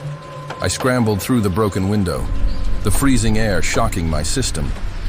I ran, ignoring the searing pain in my gut and the blood soaking in my clothes. The forest was a labyrinth of shadows. The tree branches struck me, aggravating my wounds, and the slick ground made for a treacherous journey. The chase was on. I didn't know where I was going, only that I had to get away. I followed the path of least resistance, hoping to find a road. The howls of the townsfolk echoed through the trees, growing closer with each desperate step. My body ached all over as I ran, adrenaline steadying my strides. I tore my way through a clearing and into another patch of trees. Then I saw it, the road leading into town. I had come to the turn just before the covered bridge and Gristmill Road. If I can get to my truck, I can get the fuck out of this shithole, I told myself. I was trying to build my waning confidence. I had a fucked up wrist, 2 stab wounds, and now, an entire town of people chasing me. I stumbled toward my cabin, my legs screaming in protest, my vision blurring. As I neared closer, I turned to see the townsfolk pouring onto the road, looking for me. I dug deeper, willing my legs to churn faster. I heard a scream piercing the air. They were all now racing up the road toward me. I reached my truck, my fingers fumbling with the door handle. The townsfolk were upon me, their arms outstretched, grabbing desperately for me. Their faces had morphed into a grotesque parody of human features. I dove inside, slamming the door shut, and fumbled with the keys. I found the key and stuck it into the ignition. As I began to turn it, the Bronco jerked violently to the side, throwing me across the shifter and into the passenger seat. They slammed into the side of the truck, trying to bust through the metal doors. The driver's side glass shattered, sending shards flying through the cab. With the glass now gone, the blood-curdling screams became deafening. Arms flew in, grabbing at my legs, pulling me toward the jagged opening. Panicked, I stuck my hand out, grabbing the handle of the glove box. It fell open, throwing my revolver onto the floor. I reached for it with everything I had. My wrist was now too swollen to operate. I couldn't even close my hand into a fist, let alone hold a gun. More hands were now gripping my legs and pulling me towards certain death. I gritted my teeth and squeezed my hand as hard as I could. Immense pain shot through my hand and wrist as my swollen fingers tightened around the wooden grip. The searing pain filled me with determination and hate. With a surge of adrenaline, I turned onto my back, now looking into the eye of the storm. I could see twisted, hungry faces snarling and screaming. At the front of them all, I saw a familiar one. It was Clara's. I leveled the gun directly at the open window. With this action, she stuck her head inside. The Bronco was shaking violently. The infernal choir was singing their wretched song. My hand began to shake, the adrenaline starting to fade. "I love you, Eli. Don't do this. You wouldn't shoot me, would you?" Clara asked in a soft voice. My head was spinning from my wounds, from the chase, from everything. Seeing Clara now was the last thing I needed. She took her hands off the jagged glass and started to crawl up my legs toward the barrel of the revolver. This was it. I was going to die unless I did something here and now. My mind was wrestling with the idea of shooting Clara. How could I kill somebody that I loved? Her shoulders slowly slid through the window. I squeezed my lips closed, as tightly as I could. I slid my finger across the cold metal of the trigger and leveled the gun directly at Clara's forehead. She gave me a dejected look and frowned. "You can't shoot me, Eli." "Don't you love me?" she asked, still climbing through the window. "Fuck you," I muttered under my breath as I squeezed the trigger. A bright flash filled my vision. The small truck cab had intensified the concussion from the revolver, sending me into a brief, although intense, state of confusion. I blinked a few times, trying to clear my foggy mind. The report had taken my hearing. I could barely hear the wails of the damned over the high-pitched ring buzzing inside my head. Seconds after pulling the trigger, I regained my senses. The revolver still gripped in my crippled hand. Clara's body lay limp across my legs. My aim had been true. The bullet had struck her directly in the forehead, killing her instantly. I stared at her body for a couple of seconds, yet it felt like hours. I knew I couldn't stay here any longer. I dropped the revolver on the seat and grabbed Clara's shoulders. I pushed her body back the way she had come. The other townsfolk were still ravenously clawing at the Bronco. Pushing Clara's body through the window shielded me from their oncoming attacks. I pressed my shoulder into her chest, holding her body as a shield between me and the horde outside. I turned the key, and the engine roared to life. I threw the truck into gear and slammed my foot on the gas, the tires spinning in the snow. The townsfolk clawed at the windows, their enraged screams echoing in my ears. I tore away from the cabin, throwing mud and snow as the tires dug into the earth. Clara's body was still stuck inside the window, her cheek lying lifelessly on the back of my neck. Once clear of the townsfolk, I ducked my shoulder, letting Clara's body slide out of the window. Her corpse tumbled to the ground, finally coming to rest in the snow.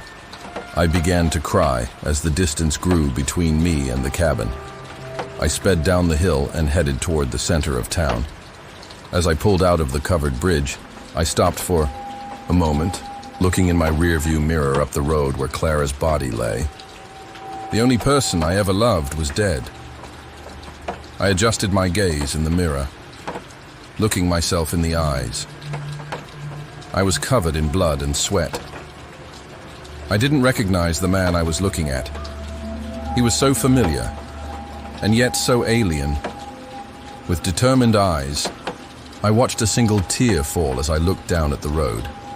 I pushed the accelerator to the floor, finally leaving the horrors of Indigo Falls behind.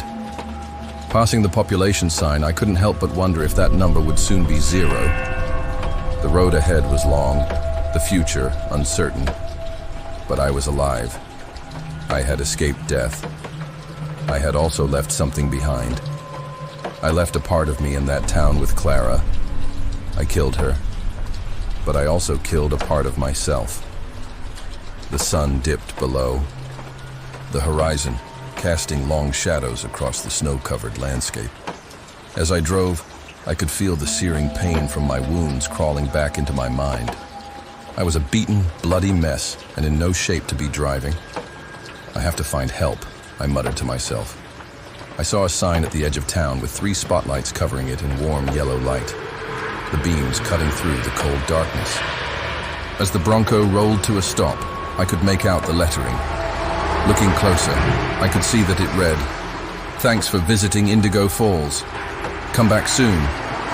I couldn't help but force out a breathy laugh as I read the sign. The raging nightmare from hell was finally over.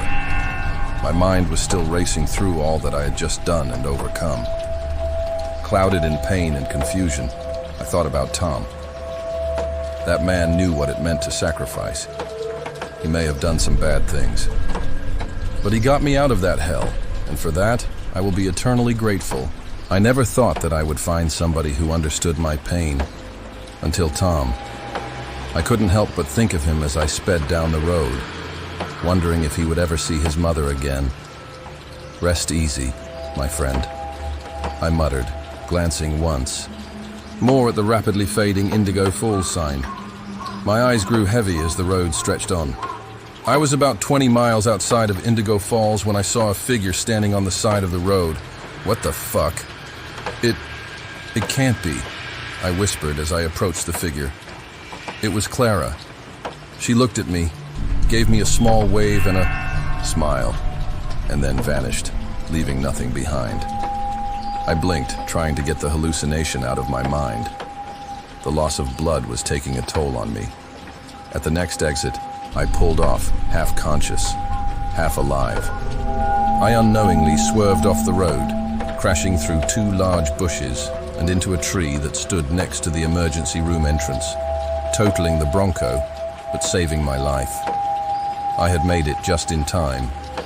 The triage nurses pulled my bloodied and beaten body out of the truck and rendered life-saving aid. I was admitted to the hospital, clinging to life.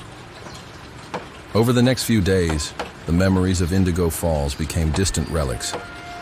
I desperately tried to put that part of my life away for good, especially the parts that included Clara. I never saw her again, not in my dreams or otherwise. The memories are too raw, too painful to relive. I never want to set foot back in West Virginia if I can help it. But the memory of Indigo Falls, the screams, the betrayal, and the desperate fight for survival will forever be etched into my soul no matter how hard I try to get rid of it. Just like the memories I have of my father, I will never be able to forget those traumatic pieces of my life. I don't know if that is a good thing or a bad thing, honestly. As I sit here recounting the events in my head, all I can think about is what might have happened if I had stayed. Would I have just been a willing sacrifice? Or would it have played out differently? Would I have made it through the winter and still be living there now? I know that my fate was determined before I ever found that place, and I thank God that He chose to spare me. As I look down at the scars on my body, I don't feel hate or regret. I feel peace. I feel content. As I said before, I left a piece of myself in that town. It will forever stay there, along with all the other secrets tucked away in those hills. That place allowed me to feel true love and true loss. That peace will forever remain in Indigo Falls.